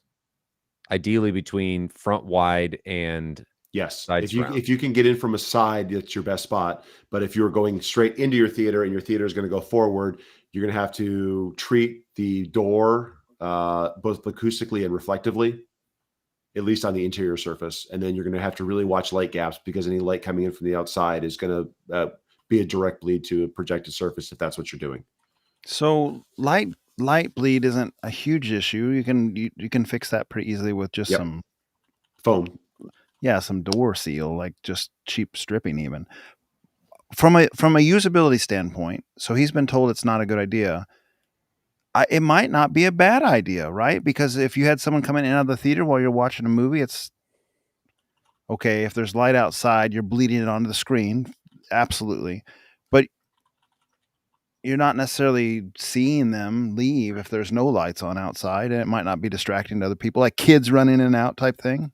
It's a tough room flow because you have to come in behind the seating surfaces, and you've got to walk around. So you're going to come right back in the back. If you're in the middle of the back wall, you have to go around a seating or either way around it. And then you're going to have to go up and around. So it's a harder on a room flow standpoint. But if that's where you have to put the door, that might just be where you have to put the door. The advantage on a back wall, putting it in the center, is that you can put your rear surrounds on either side of the door. And then you can put rear subs, and you have space on either side of that to put rear subs, rear surrounds that are not going to be in the way. If you put a door on either the left or the right side, that door is going to be in the way of where you're going to be potentially be putting rear audio if you're going that crazy into it. So just watch where that space is. It will give you a better flow through the room as far as walking access, but it might block certain positions for where you want to put things. All right. Super chat. Alex Evans drops $50 USD. Much appreciated. I'm actually texting him. So Alex is the owner of Atlanta Home Theater. He's a great guy, a good friend, and he actually made a good point. And I'm going to read what he texted me because I think it's important that we highlight this. It's specifically about the eclipse. So Alex works a lot with Christie, and I think it's just he wants to make sure that people understand the eclipse, because there was actually somebody talking on Facebook today about how the eclipse didn't look like infinite black like people say it does. So I just want to, I think this is a good comment. That I'm going to read it verbatim. So I'd like to point out the eclipse is OLED black. The challenge becomes the white screen itself. White is very reflective surface, as we all know. So what's happening is the white is scattering the illuminated part of the screen, scattering part of the illuminated screen. However, if you notice, OLED and all TV panels are black. So that emitted light, although it still has energy, comes off blacker. You can only truly go as dark as the background you are putting the image on.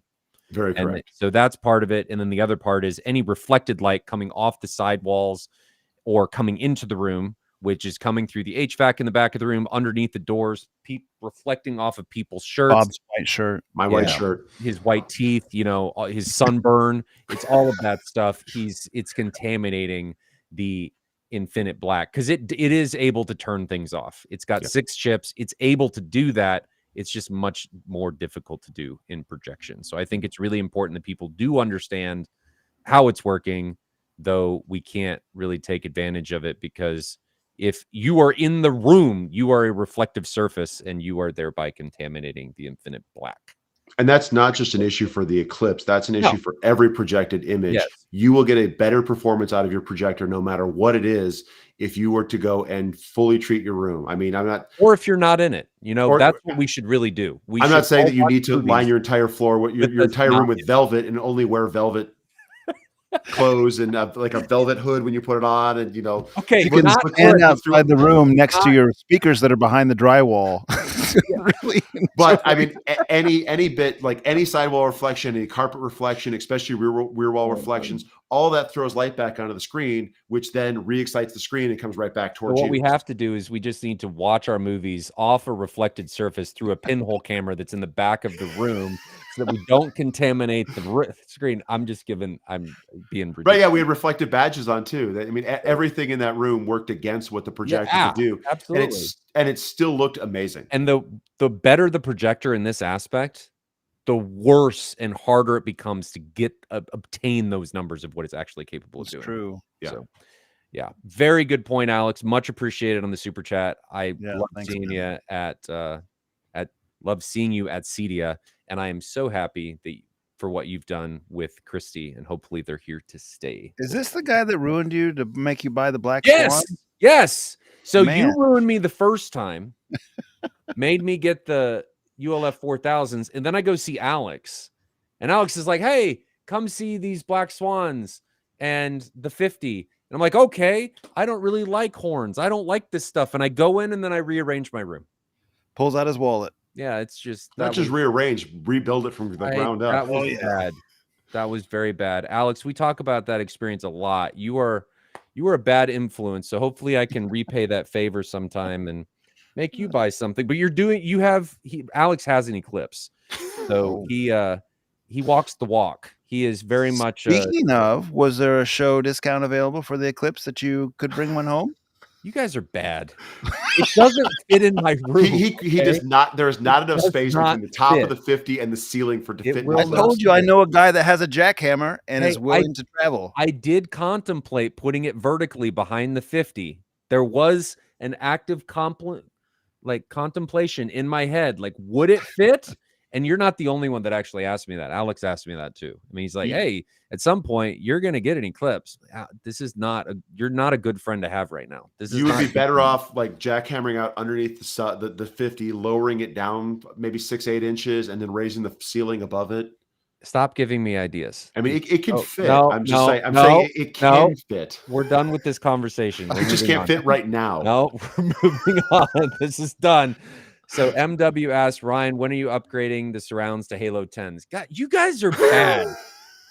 No, I'm not. There is not enough room. There's not enough space to fit the Halo 10s on the side of the room. They didn't look as big as they are.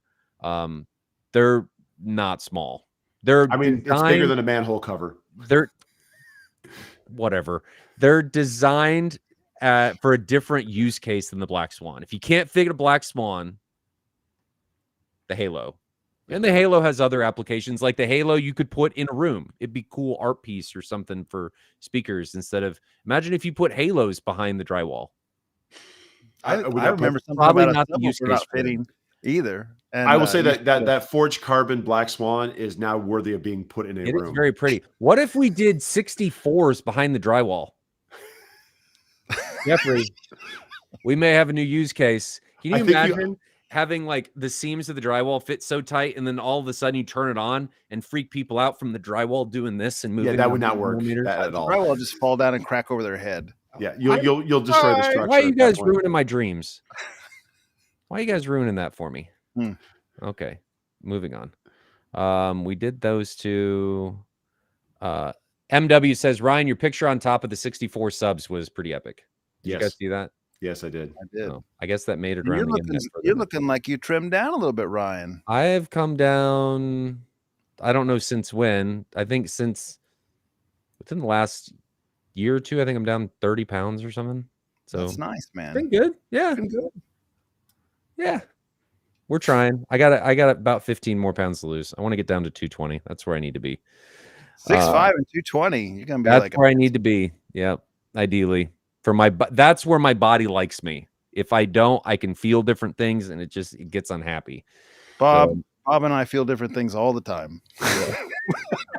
I don't think I've weighed 220 since I was 18. Jonathan, you're a woman. Okay, so we need to be real about this. For anybody that doesn't know, in a previous episode, Jonathan, after he came back from vacation, had this rash on his leg that supposedly only happens to women. So it was middle-aged, overweight women. He is a woman. They call the Disney rash. That's why I'm giving him crap about being a woman.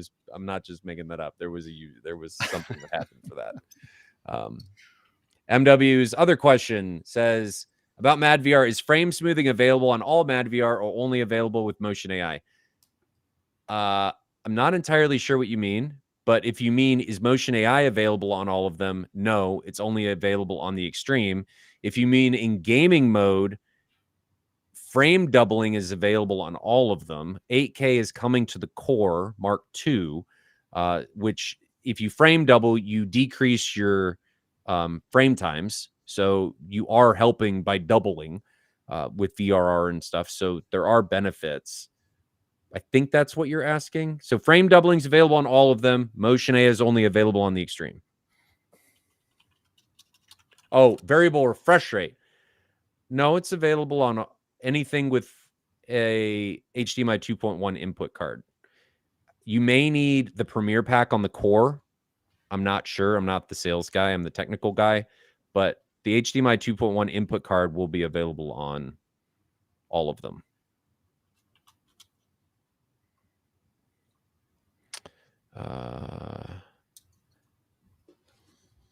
Strin Computer says, Jonathan, interested to hear all your thoughts on the Altitude CI. I don't have much thoughts. Ask Bob. He was there that listened to it. I am curious if they got rid of the processing delay first and foremost, the little intro processing delay. Is that still there? So the processing delay is better, not just on that unit, but with the upgrade. Good. The software upgrade. Supposedly they fixed a lot of that. What are we talking about? Like gone or just minimum? Nah, it'll never go away. But that sync issue that you run into on a lot of those ones, that's an HDMI like resync, like handshake issue. That you could I'm talking about the Dolby Atmos lock, right? That takes like 5 to 7 seconds. But but that's because they redo an HDMI handshake. You can eliminate that. When I had but the Trinov's is longer. Yes, Trinov they've reduced it significantly. But you can still eliminate that almost completely on the Trinov and the Storm if you run a room in front of it and you lock your audio to a fixed carrier. I mean, when I was trying out the Trinov and the Storm, even on the Trinov, my audio came on 2 to 3 seconds before my video did, because the audio didn't have to renegotiate. Witchcraft. That doesn't happen. I'm kidding. It works great if you want to put something else in your signal chain. But Jonathan, they did reduce it, and there are other ways that you can reduce it, but some of them are compromises away from the intended way to hear or watch something. Oh, I guess there's another feature on the new turn-off version. It is supposedly going to allow you to use at least 24/192 inputs. Oh, that's nice. On that particular one. So right now with the Altitude 16, if you are running a 24/192 stream, so for example, if you're on Tidal listening to music and you hit a 24/192 track, it won't play it. And on Tidal, you can't like filter out your high res, so not like ultra high res versus just low level high res. So you run into issues where you can't play certain audio tracks. On the Altitude 32, you can play 24/192. Supposedly on this one, you can play 24/192. It'll just down convert. You do run into other issues with Dante and with AES where your other devices may control what your actual output rate is. So you may only actually be 48 hertz or 48K on your output because that's all those downstream devices can support. You can run slightly higher depending on the devices, but digital might wind up playing at a lower fidelity. Not that you may be able to hear it, but potentially lower fidelity due to your downstream digital devices than you would get out of the Altitude 32. Miguel Munez, guys, please explain what is Dolby Vision 2. Just tuned in, not sure if you covered it. He asked this at the very beginning, and now we're at the very end. 3 hours later. 3 hours Here you later. go. So Miguel, I don't really know. All we know is what's in the press release. So you know as much as we know, effectively. They've just said, hey, we're going to provide support for variable refresh rates. We're going to do some stuff with AI. We don't really know the specifics yet, aside from it's coming. Well. Yeah, variable, like they're going to be able to change the frame rate mid-movie, mid-film, mid-content. Do you know this? Is it all new gear, or can it be integrated? No idea.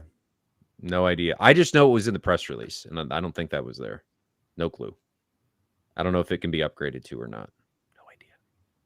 Good question. Hopefully we'll know more stuff soon. Tiki Time asks, did the HDMI booth have a demo on the 2.2 cable bandwidth? Dude, you are early. Did you go to the HDMI booth?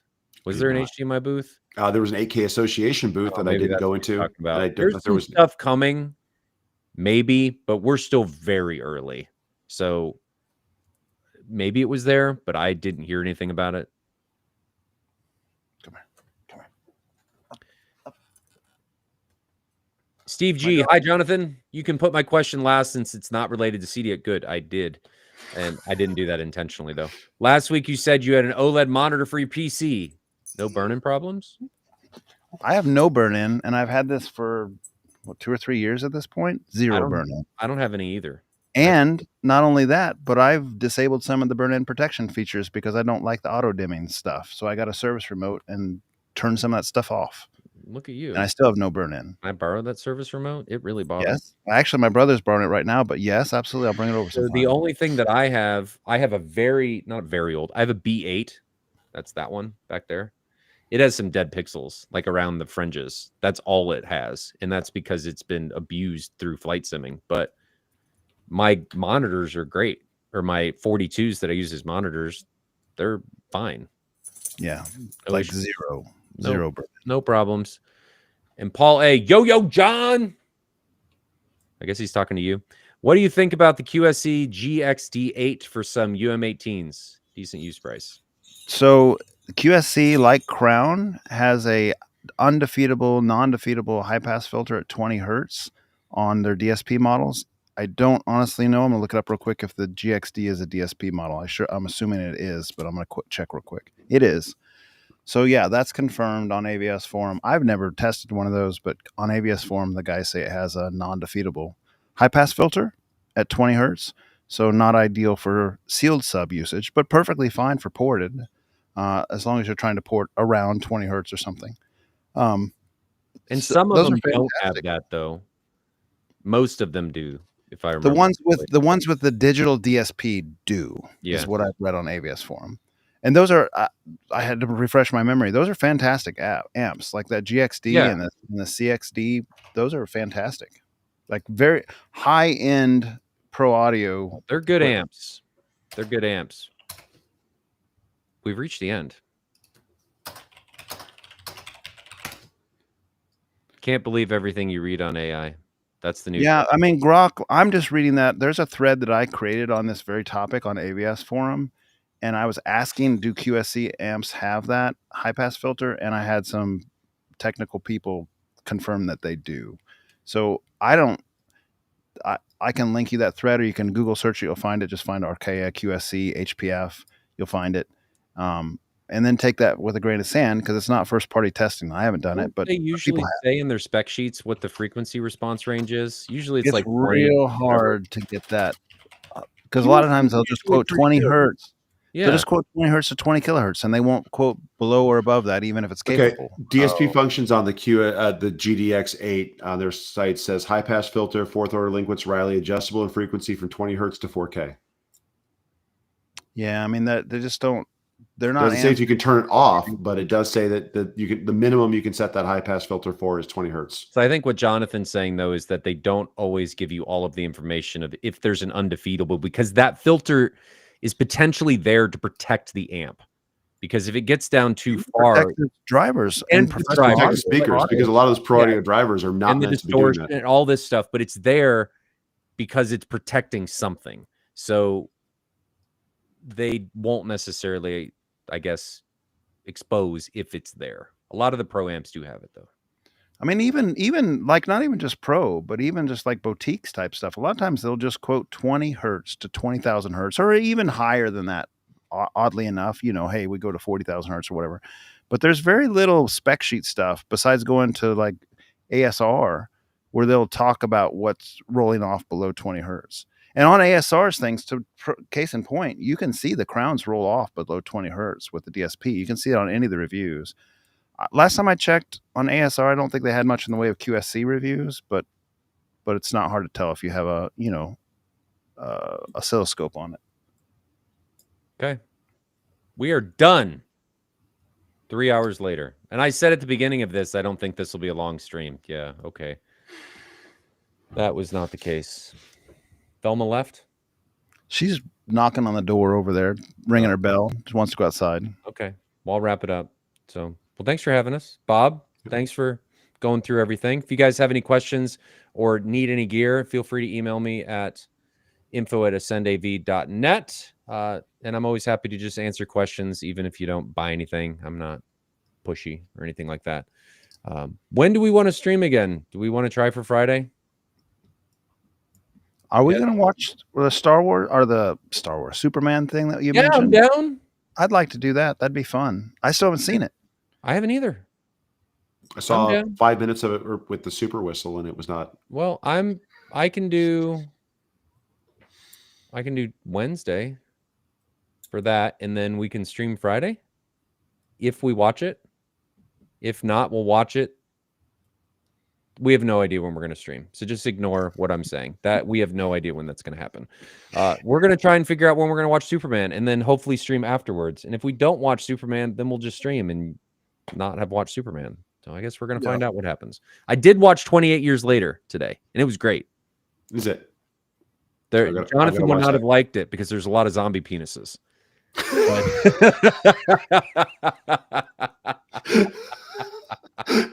And Ryan liked it especially. I did. It didn't bother me. But anyway, let's try and figure out when we're going to watch Superman. We're going to stream at some point this weekend. And Bob, thanks again for giving us the CEDIA rundown. Always great. And we'll go from there. Stay safe out there. You guys have anything closing up? Not for me. Nope. All right. Thanks, Bob. We will catch you guys in the next one. Stay safe out there.